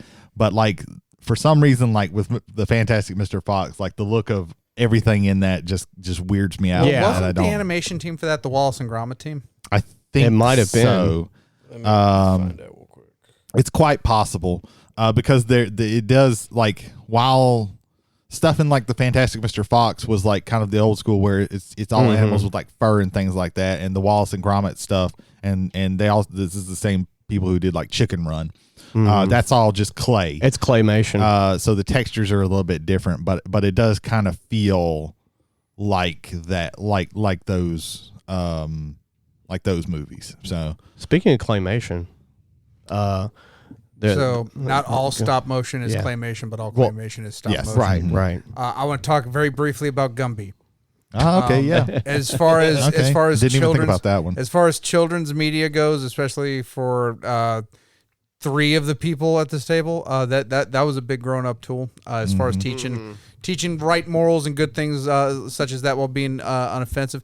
I love Pokey. I love the blockheads. I think the whole notion of that they are toys, and that's the reason why and I just think it just works. And a lot of the reason why it works is because the animation is so simple, right? And it's simple, but you feel like this world exists. If you, more so than maybe even for me for Toy Story, if I shut the door, my toys are acting this way. They're acting like Gumby and friends. Well, Will Vinton invented claymation, and he made a lot lot of things that people remember in the 80s that he did. He did the commercial for the California Raisins. He did a couple of different shorts. He did a really funny Halloween special called Will Vinton's Halloween of Horrors, which starred Wilbur the pig and a Frankenstein monster. And then he made one or two feature-length films. He made his adaptation of The Little Prince, which is that story is trippy no matter what version of it. And then he made another full-length movie called... I want to talk about Green Jelly's Three Little Pigs video. Oh, well, yeah. And okay. One of the things you were talking about, like with the Gumby stuff, and Gumby, I watched, but I didn't watch it that much. But I do remember like shows like Sesame Street would also use a little bit of claymation here and there. But I think one of the things that makes it feel more real, possibly, is that when you have claymation or regular stop motion animation. You actually can be interacting with real things, so you can use a real looking prop. Like you can put them to where it looks like they're in a real house. Okay, yeah. Whereas in Toy Story, like it's all CG. Right. So I think that probably lends to that. That might lend to that feeling that you. It's one of those you don't notice it, but your brain does. Yeah, okay. right. Okay, no, I can get behind that. There's a couple of also films that are more mature. I was talking to Brady off mic about Anomalisa. I can't pronounce it right. Anomalisa, which is a really strange, slightly depressing full length movie. About a man coming to terms with his, he's getting older, has an affair with this woman that has, issues. And the movie's very depressing, but it's very interesting materials they used for that one. The characters look like they're almost made out of wood in a lot of it. So very interesting tactile there. I think one of the things that, correct me if I'm wrong, because I haven't watched the movie, but I've listened to people talk about it. This is also Charlie Kaufman. It's Kaufman, yeah. I know Charlie Kaufman. Charlie Kaufman and Duke Johnson. Charlie Kaufman. This is one of the few handful of movies that he's actually directed. He wrote and directed this. This is also the same guy who wrote Being John Malkovich. I love that movie. So it's weird shit. Yeah. But I think one of the things that, if I remember correctly, one of the things in that movie that makes like kind of the whole reason that you do this in stop motion animation is because the guy starts to have a thing to where he like sees everybody's face as the same. So with stop motion animation, you can literally make everybody's face look like the same, and it's not like a CG thing. It's just their face is just. I think it's like his face. Too, I believe so. Yeah, if I'm not mistaken. So there's like this weird trippy thing. And I don't think they ever really even like acknowledge it throughout the movie, but you just start to kind of notice. No, there's a payoff at the end. There's a payoff at the end. Okay. But I just remember that and I was like, oh, that's interesting. And that's one of the ones where I'm like, I kind of want to watch that, but man, sometimes the movies that Charlie Kaufman directs specifically can get really weird. This one's not as weird as Being John Malkovich, but not many movies are. Watch, I'm thinking of ending things. Good Lord. It ends up with everybody in old makeup with the main character reciting some shit from Oklahoma. The musical Oklahoma? Yes. It's really weird. That's a deep cut. But it's got Jessie Buckley, and Jessie Buckley is fucking great. And she's great in this. I wanted to touch on the Quay brothers briefly. Their only feature film, quote unquote, is not like full. It's not 90 minutes long, I don't think, but it's long enough because it's really fucking weird. And I believe it's the Street of Crocodiles.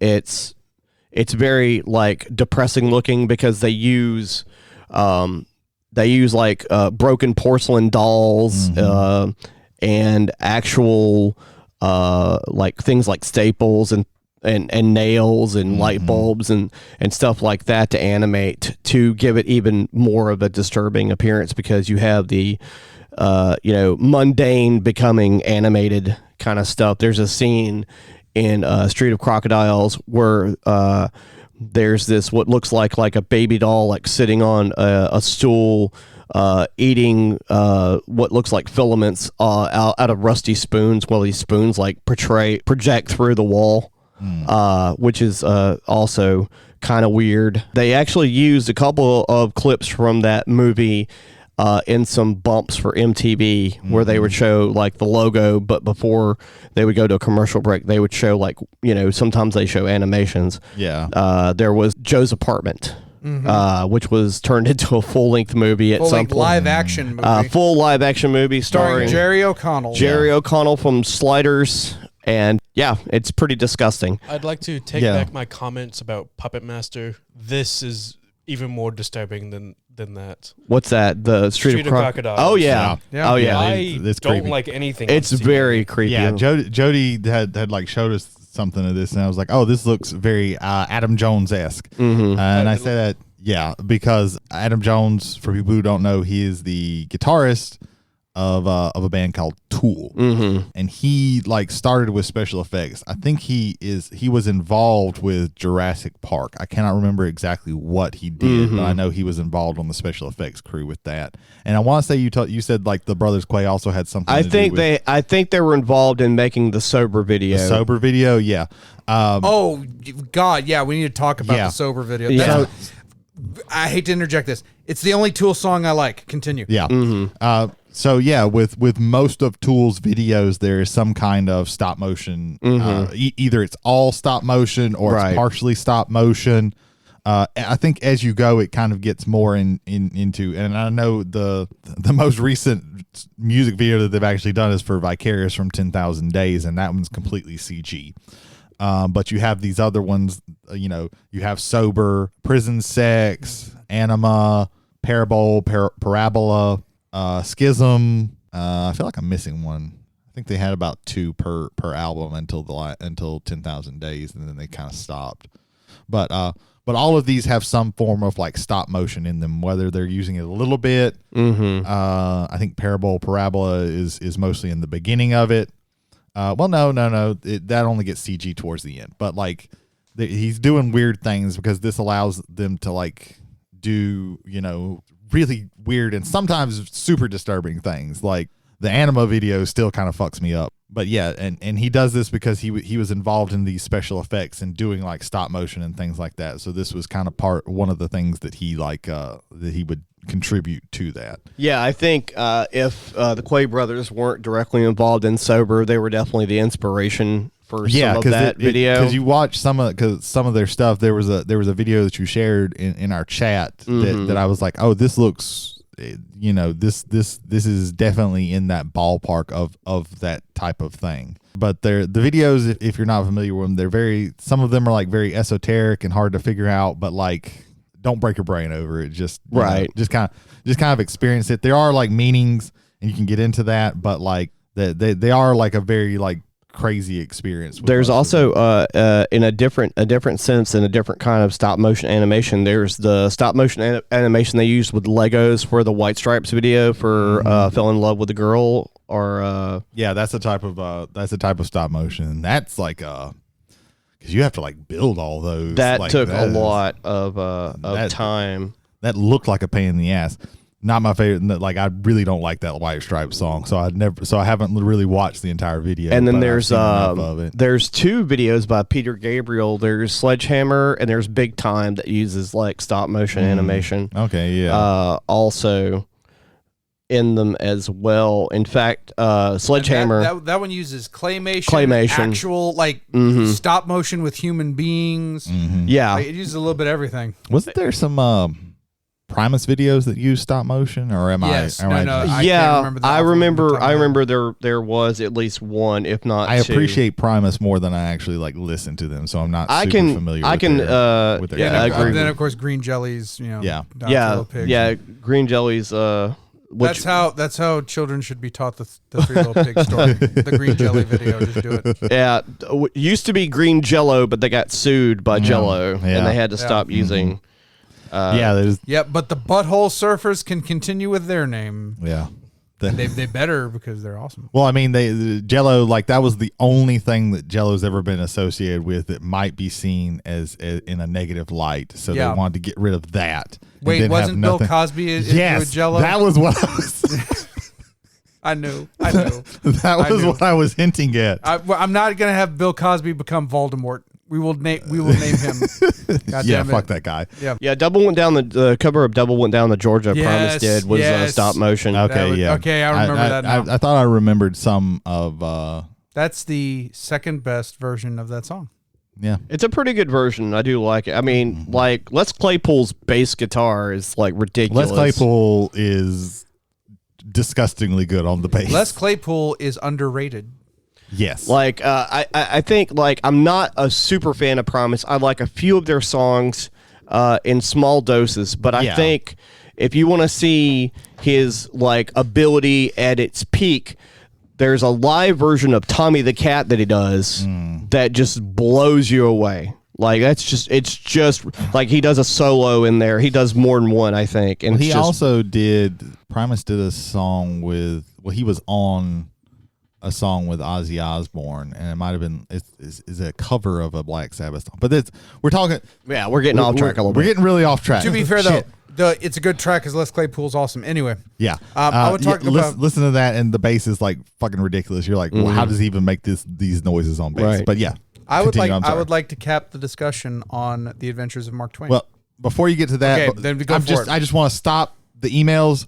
Okay, yeah, we shit on Tim Burton. He made a couple of stop motion movies. He made Corpse Bride. Corpse Bride's very good. He also made Vincent was a short that he did. Yeah, he did Frankenweenie, the stop motion, the short, which was like basically a remake of like the first thing that Disney the live action thing that Disney gave him, and then it bombed, and then they said, hey, we don't want you doing anything anymore. Right. How about you go over here?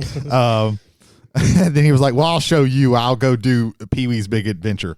And he did it. Large Marge. Yeah, Large Marge. That was a claymation. That was a claymation part. Was the worms the sandworms in Dune? Was that stop motion?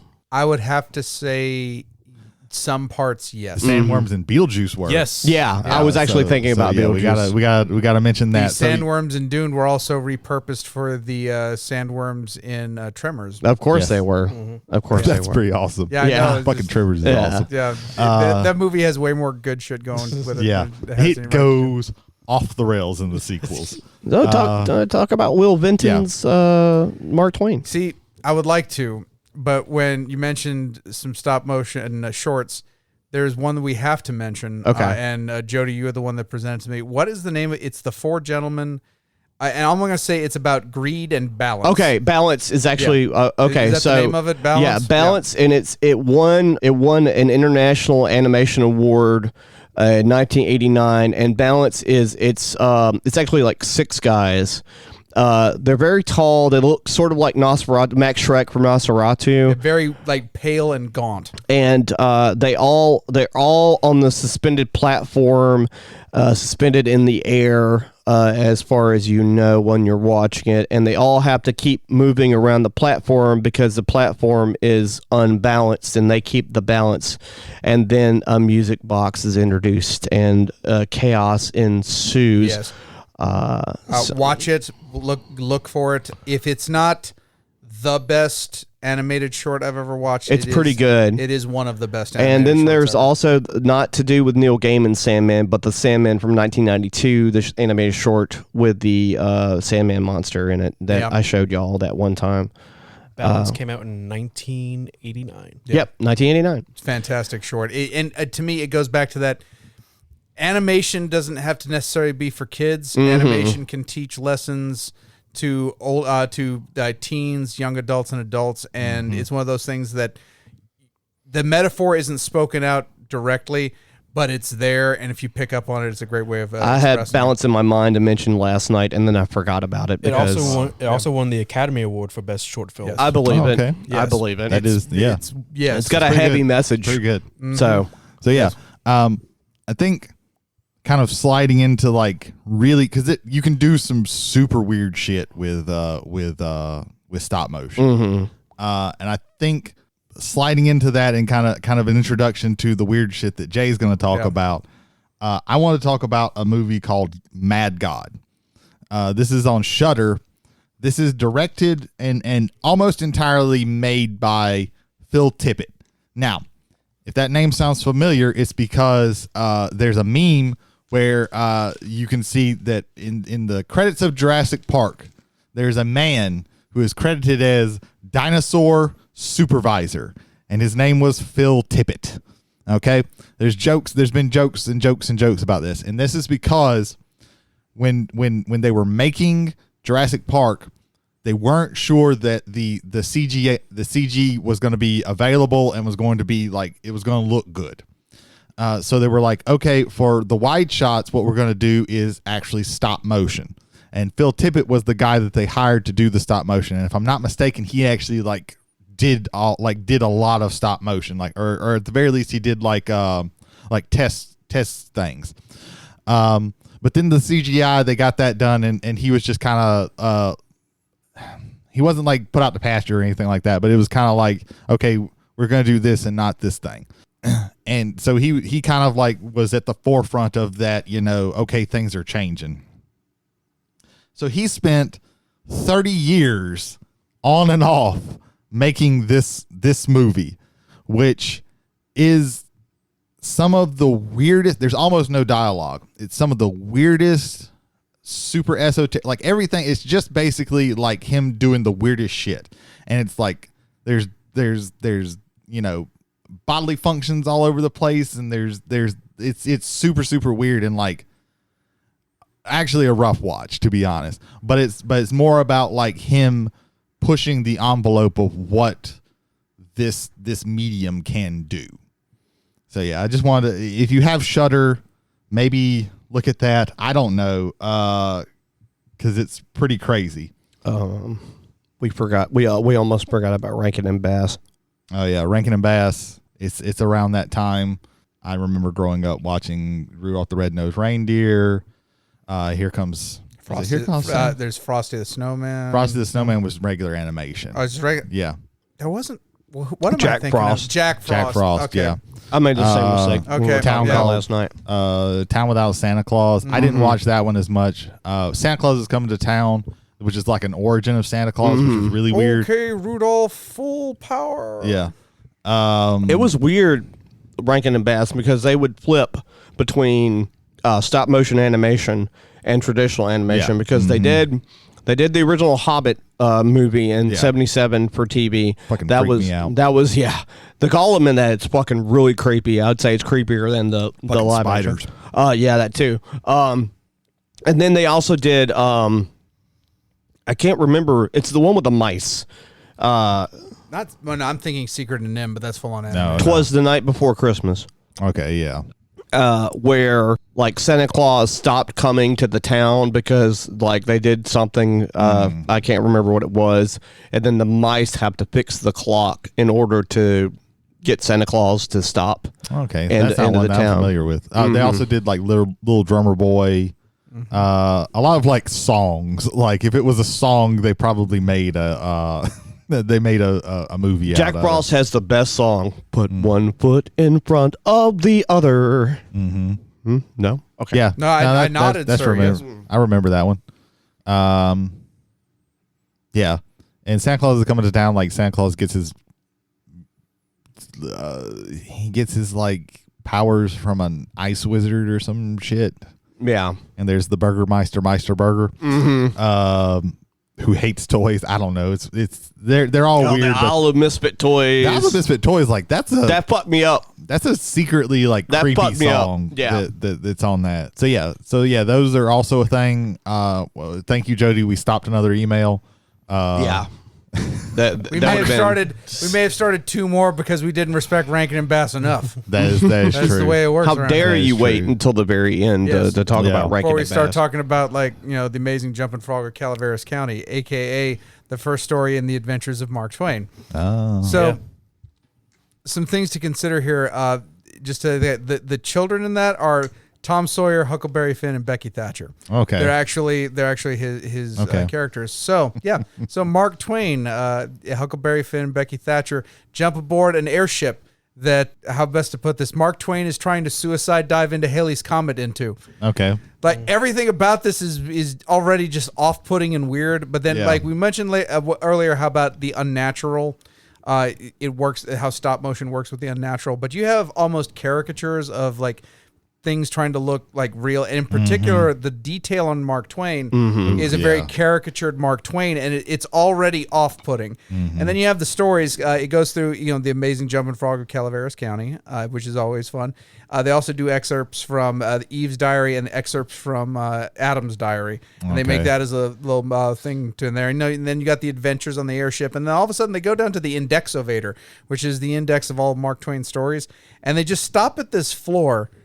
And it's just a black void. And then, oh, wait a minute. It's this like weird little like rock that's floating out in this black void. And then a person appears, although they're not really a person. It's just a figure with like the mask of comedy and tragedy that kind of like goes like back and forth. Back and forth, yeah. And again, this is another thing about stop motion. You can have these movements happen, and they can be fluid, and they can be right, and they can just be downright off-putting because this isn't natural. Because when it goes from like happy to sad on that mask, it looks like the face is melting. Yes. Yeah, the face like melts in, and this is also like, it's not like it's wearing a mask on a face. No, it's holding a mask away from with like a pole that the actual figure's holding. Yeah. Yes, but up to this point, you've been like, you're with this kooky dude that wants to crash into Halley's Comet This because the first Einstein time wannabe. because it's Mark Twain. Mark Twain was born when Halley's Comet passed the Earth, and he died around the year that Halley's Comet next passed the Earth. Then he like predicted that. He's like, I came in with Halley's Comet. I'm going out with it. Yeah. That's the whole premise of him going up to Halley's Comet. So you got all these like weird, wacky, fun adventures, and then all of a sudden you have this. It's like, who are you? I'm an angel. What's your name? Satan. And I'm not going to put echo on that, but there's an echo to everything. It's because he's speaking out into a void. So it's just all kind of, and like the voice is also like very creepy because not just is there's an echo, but it sounds like there's like a male and a female voice like Speaking at the together. same time. Speaking together. Like it's it's not just an It's echo. layered. It's like layered voices. whoever really fucking whoever creepy. made that decision, thumbs up. You did perfect. If Will if you were Benson trying probably to made creep that people decision. out, you did it. Cool. And then like it's like, here, make some people.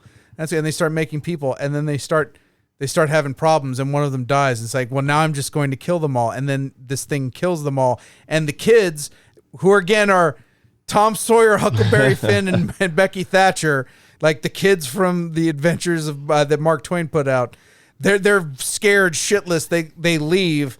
And like it's giving its final diatribe, and it just everything is disappearing, and the last thing you see is just this face out at the black void. Yeah. And in its eye is Mark Twain's caricature face. Right. That might be the most terrifying thing of everything. I got curious. The voice is a combination of Wilbur Vincent and Michelle Mariano. There you go. Yeah. So and then that's embedded right in the middle of this fantastical adventure that also briefly touches on the works of Mark Twain. Yeah. Then you have this thing, which I think is also a work of his. It reminds me of like I want to say it's like it's either the Journals of Young Satan, which it's not actual Satan, it's the nephew of Satan, and the things that Satan is telling them is actually what he tells his nephew. Okay. And it's weird and off-putting, but in the form that they did it with the stop motion, it works so perfectly to just give you this like intense dread of nihilism. Yeah, it's another you played that for us, and it is like and it's another one of those notions that you can present hard subjects to children in a way that it's understandable, and then you have the moment with your parents later where you can sit down and talk with them. Morality codes. Yeah, you and- don't have to feed them pablum. Yeah, like, well, that's one of the things that Fred Rogers from Mr. Rogers' Neighborhoods he would do a lot. Like after was it the Bobby Kennedy assassination? I think he like actually like had a segment where he talked. He to kids talked about it. Yeah, what assassassination means and what actually happens with that. So yeah, I think that there are interesting ways that you can like talk to big subject, and that's one of the in using things, different kinds of animation or ways that you can do that. Yeah. Again, particularly like as we've mentioned, like things like Gumby, things like that are more lighthearted. Again, there is the track in American animation for the most part, especially since like you look at what like Disney, and to a lesser extent, I would also say Universal, Paramount, and like the other ones, DreamWorks. They use animation very, very softly. Like nothing there. They might have some troubles, but the end, everything is going to be smiles and graces, and the bad things will just, can disappear. That scene from Mark Twain is the part of it that I will always remember. Yeah. That's why I'm so happy when a very, very good, well-made, adult-oriented animated film comes out, and they stand out even more so now because they're so rare, like Spine of the Night. I would say less adult, just serious. Yeah. Like, it doesn't have to necessarily be adult. And I don't mean adult as, no. We don't necessarily mean adult like themes, not necessarily in that manner. Yeah. You know? Like, no, I think, what were the two Mouse movies? It's Fievel, American Tail, and American Tail. American Fievel Goes West. Yeah. There's poignancy in that and it deals with, like, to me, real issues. And again, that was Don Bluth. Well, I think the second one he didn't actually direct, but he did the first one. But he definitely did. And then like All American Dogs Tail. Go to Heaven also dealt with serious themes as well. Yeah. Oh yeah. There's And Ricky Tikki Tavi. we could have our own. We could have a whole other segment of like Adult themes and adult cartoons. themes in like kids cartoons. Like just like freaky parts in cartoons. are they adult themes or are they just universal themes? Yeah. Well, yeah. Like, I think eventually, like, you don't. That is another you way to don't put like it. you don't show kids like, here's 500 instances of immediately. Although news media would like to do that to you in print and in originally Grimm's fairy tales were stories for adults that became children's stories over time, and they didn't even change them right away. No. Oh, yeah. It took them a while to Tom Cut-a-Thumb. Yeah. Check that out. Yeah. I'm curious. I'll check it out now. There you Well, go. hell, the original story of like the Little Mermaid is super depressing. Well, yeah, I mean, the big bad wolf from Little Red Riding Hood ate Little Red Riding Hood, and the woodcutter had to cut her out of the stomach with an axe. Yeah. Like that's serial killer shit right there. And then they got married. Awesome. Yeah. Well, I guess maybe just kind of here, maybe to end it, just what stop motion has meant to you, like in the past, or and like where you feel like does it have a future?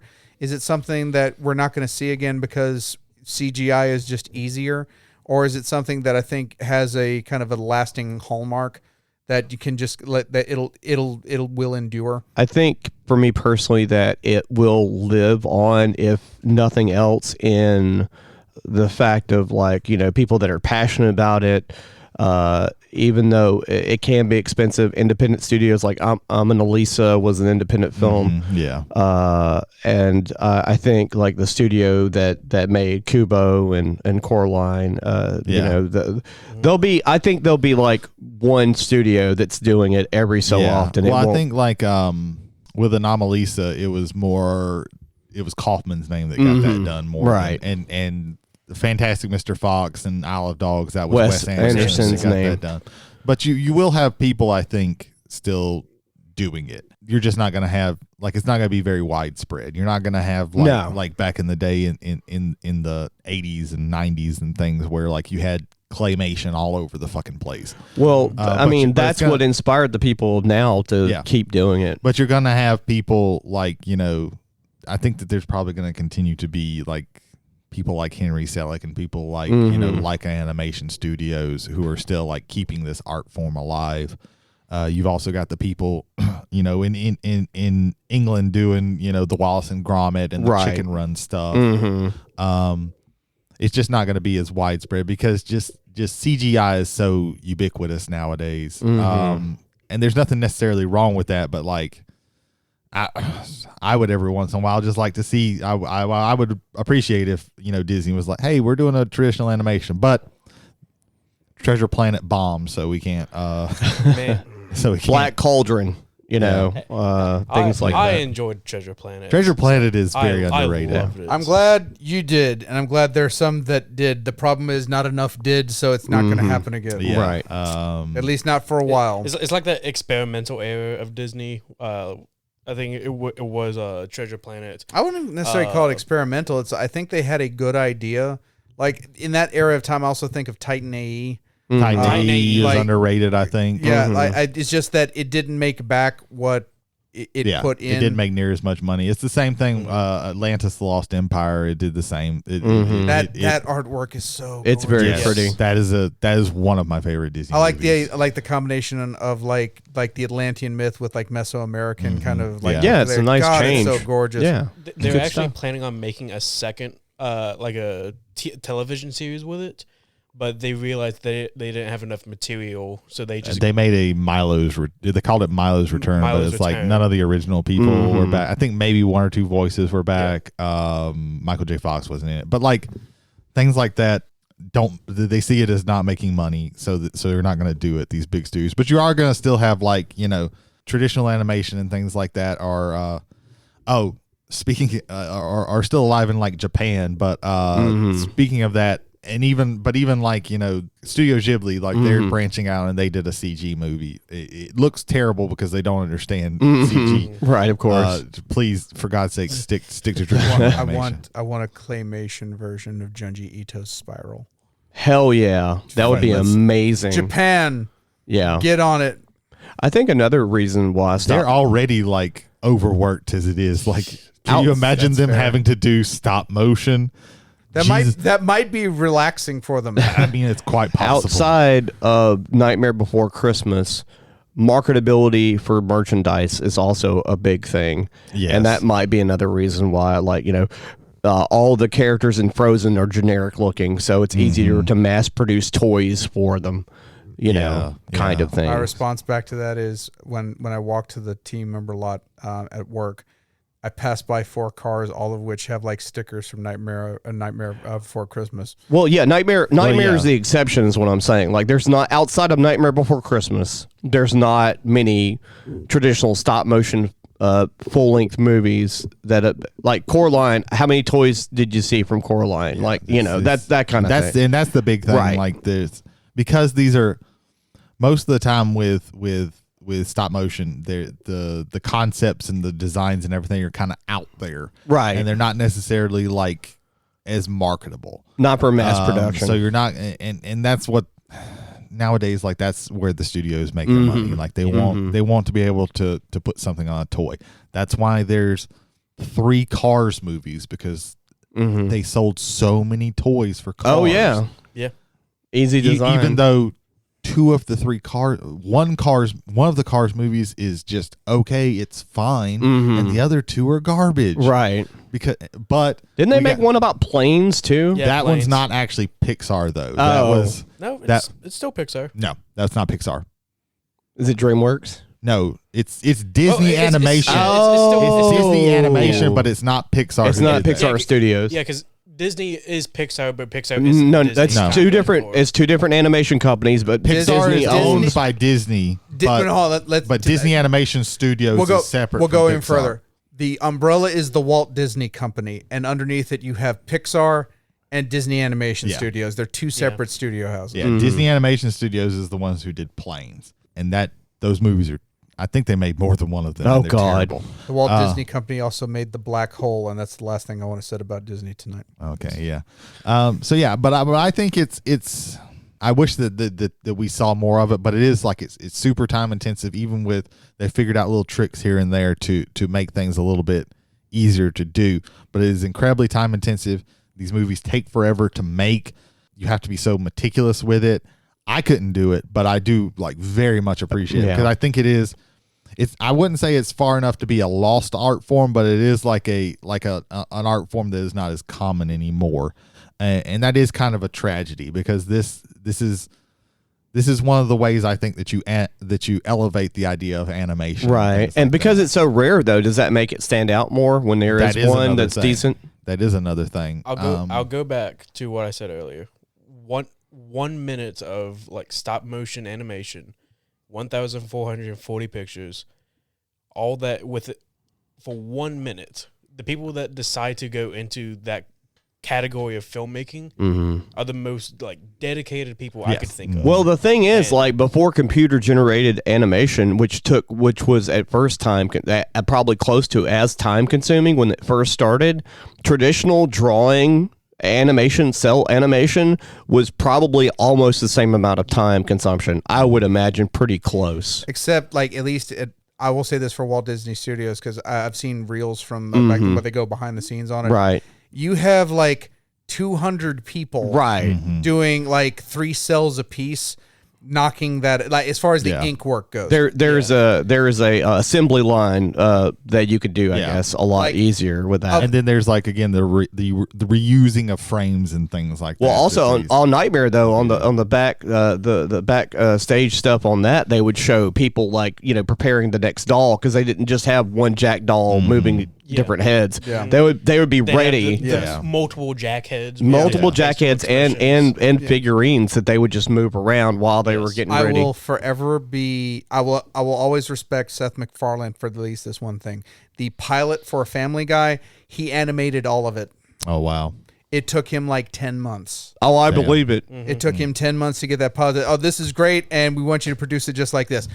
No, I can't do that. Jesus. Well, that's the guys from South Park. Like they did the first 6 episodes of the first season. Before they implemented like computer animation for South Park, which is a completely different kind of computer animation, by the way. Yeah. But they used actual. It's more like how you said with Nightmare. It's like they have a billion faces. They had an assembly line set up for swap things and put before that though. They used construction paper. Yeah. And that took forever. Well, but they had to do something because then they decide, okay, we're gonna start the season and then every week we're just going to make an episode, right? And we're gonna have that for that following week, right? So, which makes it the most topical. Well, that's how they stayed on top of things. That's how an episode releases, and they're literally just talking about something. But again, we're getting off subject, right. So stop motion animation, I think, is a very important art form when it comes to like animation and cinema, and I'm the one who kind of came up with this idea, and I just kind of wanted to do it because one of the reasons is because I'd started watching that Wendell and Wild, and I wanted to kind of bring some light that we sometimes the idea of like things like Nightmare Before Christmas, I think oftentimes we take for granted because but we don't really think about like all the time and effort and work that goes into things like that. It was 100% your idea. What I loved about it for us is like, and then we all just we fell into that conversation super quick. Like we were super quick. We were firing messages off like just immediately on that. Yeah. Like, this and this. We were walking into this week with a bit of a different idea for the show, and then as soon as we started talking about that, we had half an hour worth of chat log, and I was like, right. Yeah, this is the show. Yeah, definitely. Let's do it. Yeah. Definitely. Yeah. I guess maybe just kind of like I was about to say ferment that point, but to focus that point. It's what our brains know this necessarily without us having to think about this. When you see these things, you see how much time and meticulous work that has to be put into this, and it's done well.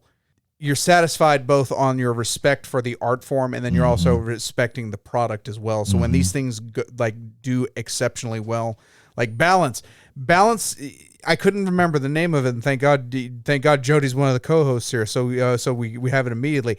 That thing was haunting, and it's not even 10 minutes. It's around 8 minutes. 8 minutes. Yeah. Yeah. It's not even 8 minutes, and that's still buried in my brain.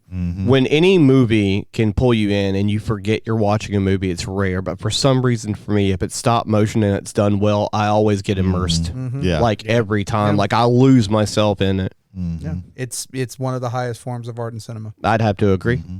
Yeah. It's great. it's good. It's good. Brady, talk about Fearology. I was about to be a host. Last time we said you're always having to do Fearology. I wanted to put it on somebody else. That's fine. That's fine. Fearology is the podcast that is put out by our good friend Jody Kite. Talks about horror movies. Are we down to monthly? Is that where we're at? Right now, it's once a month because I'm trying to finish part 2 of the musical. The musical. Yeah. So keep a lookout for that. What's part 1 called? Part 1 is called 7 Friendly Sins. There you go. by the Digital Demon. Hell yeah. The Digital Demon. Yeah. Is Yeah. it Digital Demon? Or Digital Devil. Trademark, Devil. copyright. Digital Devil. Copyright limited. Yeah. Mm-hmm. All those legal words. We have a lawyer, so yeah. There you go. Patent pending. Patent pending. Patent number 1 1 2 3 4 other 5 7 9. Latin words. Res ipsa loquitur. There you go. I'm not calling it that. pluribus unum. Resciat in passe. Yeah. In nomine patre. In fili. Sure. In the spiritus sancti. Amen. Pazuzu.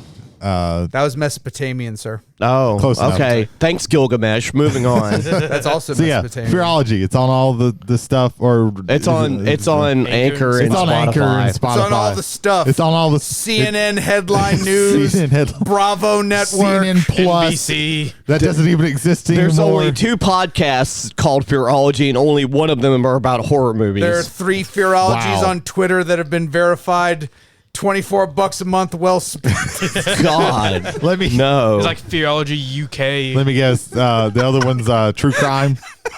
No, it's psychological. Jody, Okay, sure. Yeah. I need you to do an episode in a British voice so we have Fearology UK. I Oh, can't it's do. Fearology. Hello. Hello.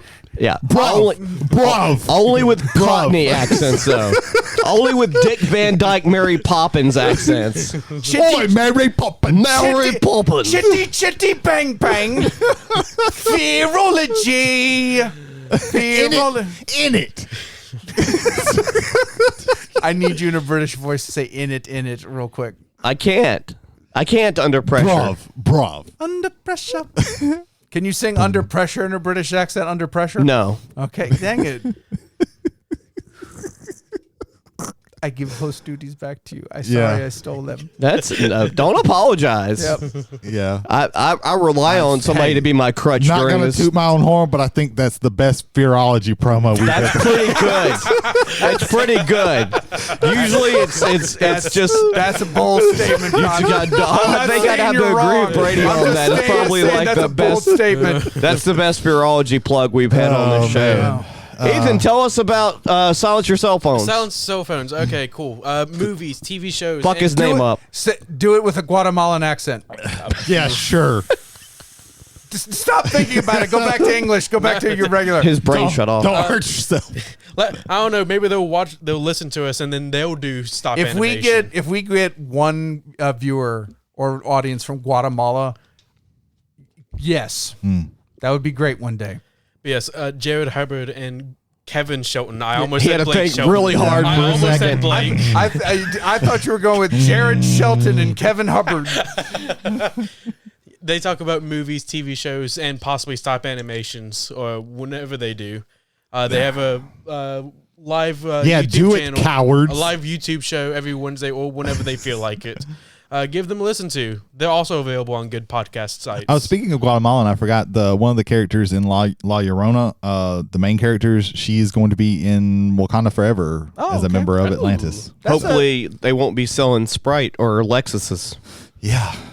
If I see a fucking Sprite or a Lexus in Wakanda Forever, I'm leaving the That is- motherfucking theater. That is going to be If quite. the first thing the Coca-Cola company advertises in Wakanda after it opens its borders is Sprite, they need to close the borders back down. I have King to agree. T'Challa is dead. Yeah. But luckily he got a refreshing Sprite beforehand. No. It's coming. It's coming out close to Christmas time. It's gonna be a Sprite cranberry. He died. Okay. It's out tomorrow. It's out today, Is actually. it really? really? Yeah. He died as he lived, need to- driving a Lexus.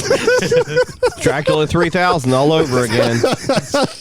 Oh God, I don't know. I'm gonna make myself Dracula sad. 3000 or 2000? 2000. 2000. Yeah, Oh, vitamin I, C. I didn't realize T'Challa fucked vitamin C on the ceiling. No.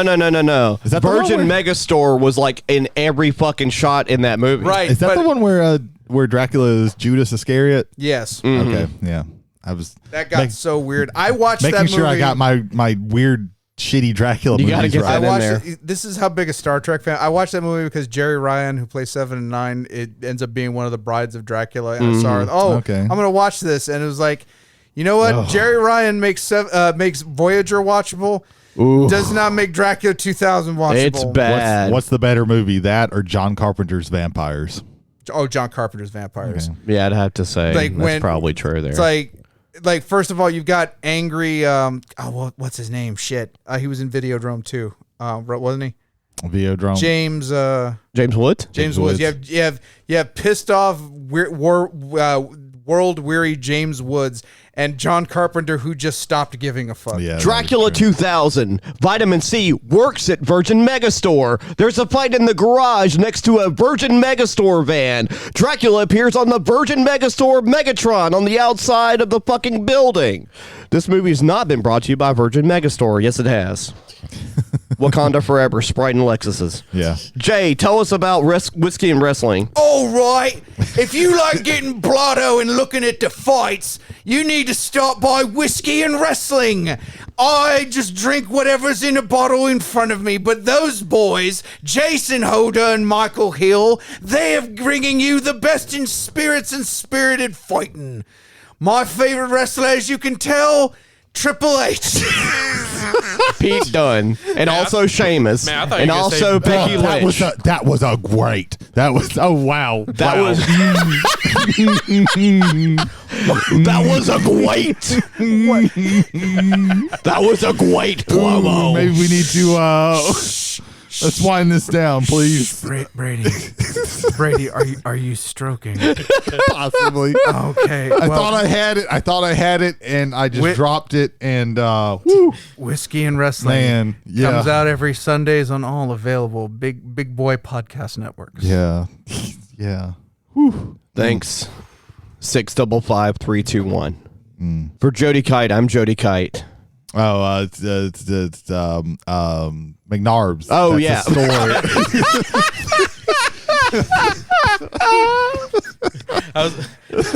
If you ever wanted to know what life was like if living in a wheelchair with a broken wheel, it's the last 10 minutes of this podcast every goddamn It's usually time. the first 10 minutes. McNarb Gaming, they got puzzles and shit. I wasn't gonna say it. I thought we were going to do it all in like one Oh. quick confidence. Like, okay. yeah, but, Oh no, we've already already proved that we are not on the same wavelength. we've already We are all- we've already fucked the punch bowl. So some that's of just the way us, it is. some of us are in shortwave radio. Some of us are in FM. Some of us are in AM. Like we are all on different wavelengths. Some of us. I'm Wi-Fi. Ethan's giving off microwaves. Like he's really all. Does it I've count watched if I was thinking about wavelengths. microwaves? Does it count if I was legitimately thinking about microwaves? Yes, it does. Dissociation. That's how good I am. Yeah. You know what? You know what? I apologize, but yeah, Ethan, end this. In this, for me, I'm Ethan Skinner. That was bad. I'll end this. man. I'm James Yeah, let's McCarthy. start this again. Okay. I'm Brady Davis. I'm Jody Kite. This has been Travelers on the Omnibus. We promised this time we weren't super tired. Next time, Brady won't be here. Brady, what are we doing? Fuck if I know. Put it on. Put it on. Make us. I do don't shit. know. Don't know. Give us a task. Oh, Jesus. Give us a task. Help. The perfect time to ask you for this. You get to choose the episode that you're not going to be on. Exactly. Yeah, that's your perfect. power. Our fate is in your hands. I don't know. Look, because you're going to be at that symposium simping, so I just that's what you do at a symposium, right? No, I'm going to be Simping. at that symposium seething because this is stupid. How can you be seething simping? God, I fucking hate my I can job. see the foam frothing at your mouth. really already. fucking tired. Here's something else you're going to have to cut. Censored. Yeah, I have to cut that too. Yeah.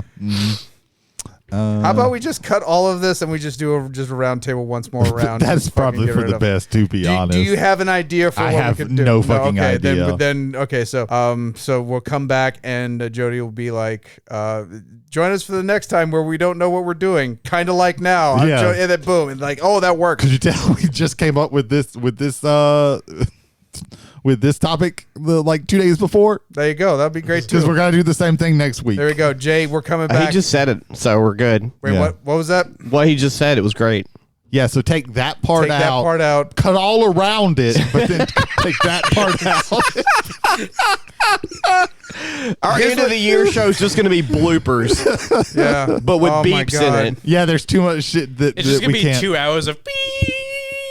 Yeah. So, Behind the Bastards used to have Robert Evans used to have a bit where he would talk about I have to go to the a bathroom. specific. Can we just? He end would talk this? about us. No, hold on. He would talk about us. Oh God, he's got to pee now. We don't know what we're doing next week. Thanks for listening to Travelers on the Omnibus. I've been Jody Kite. I've been Nathan Skinner.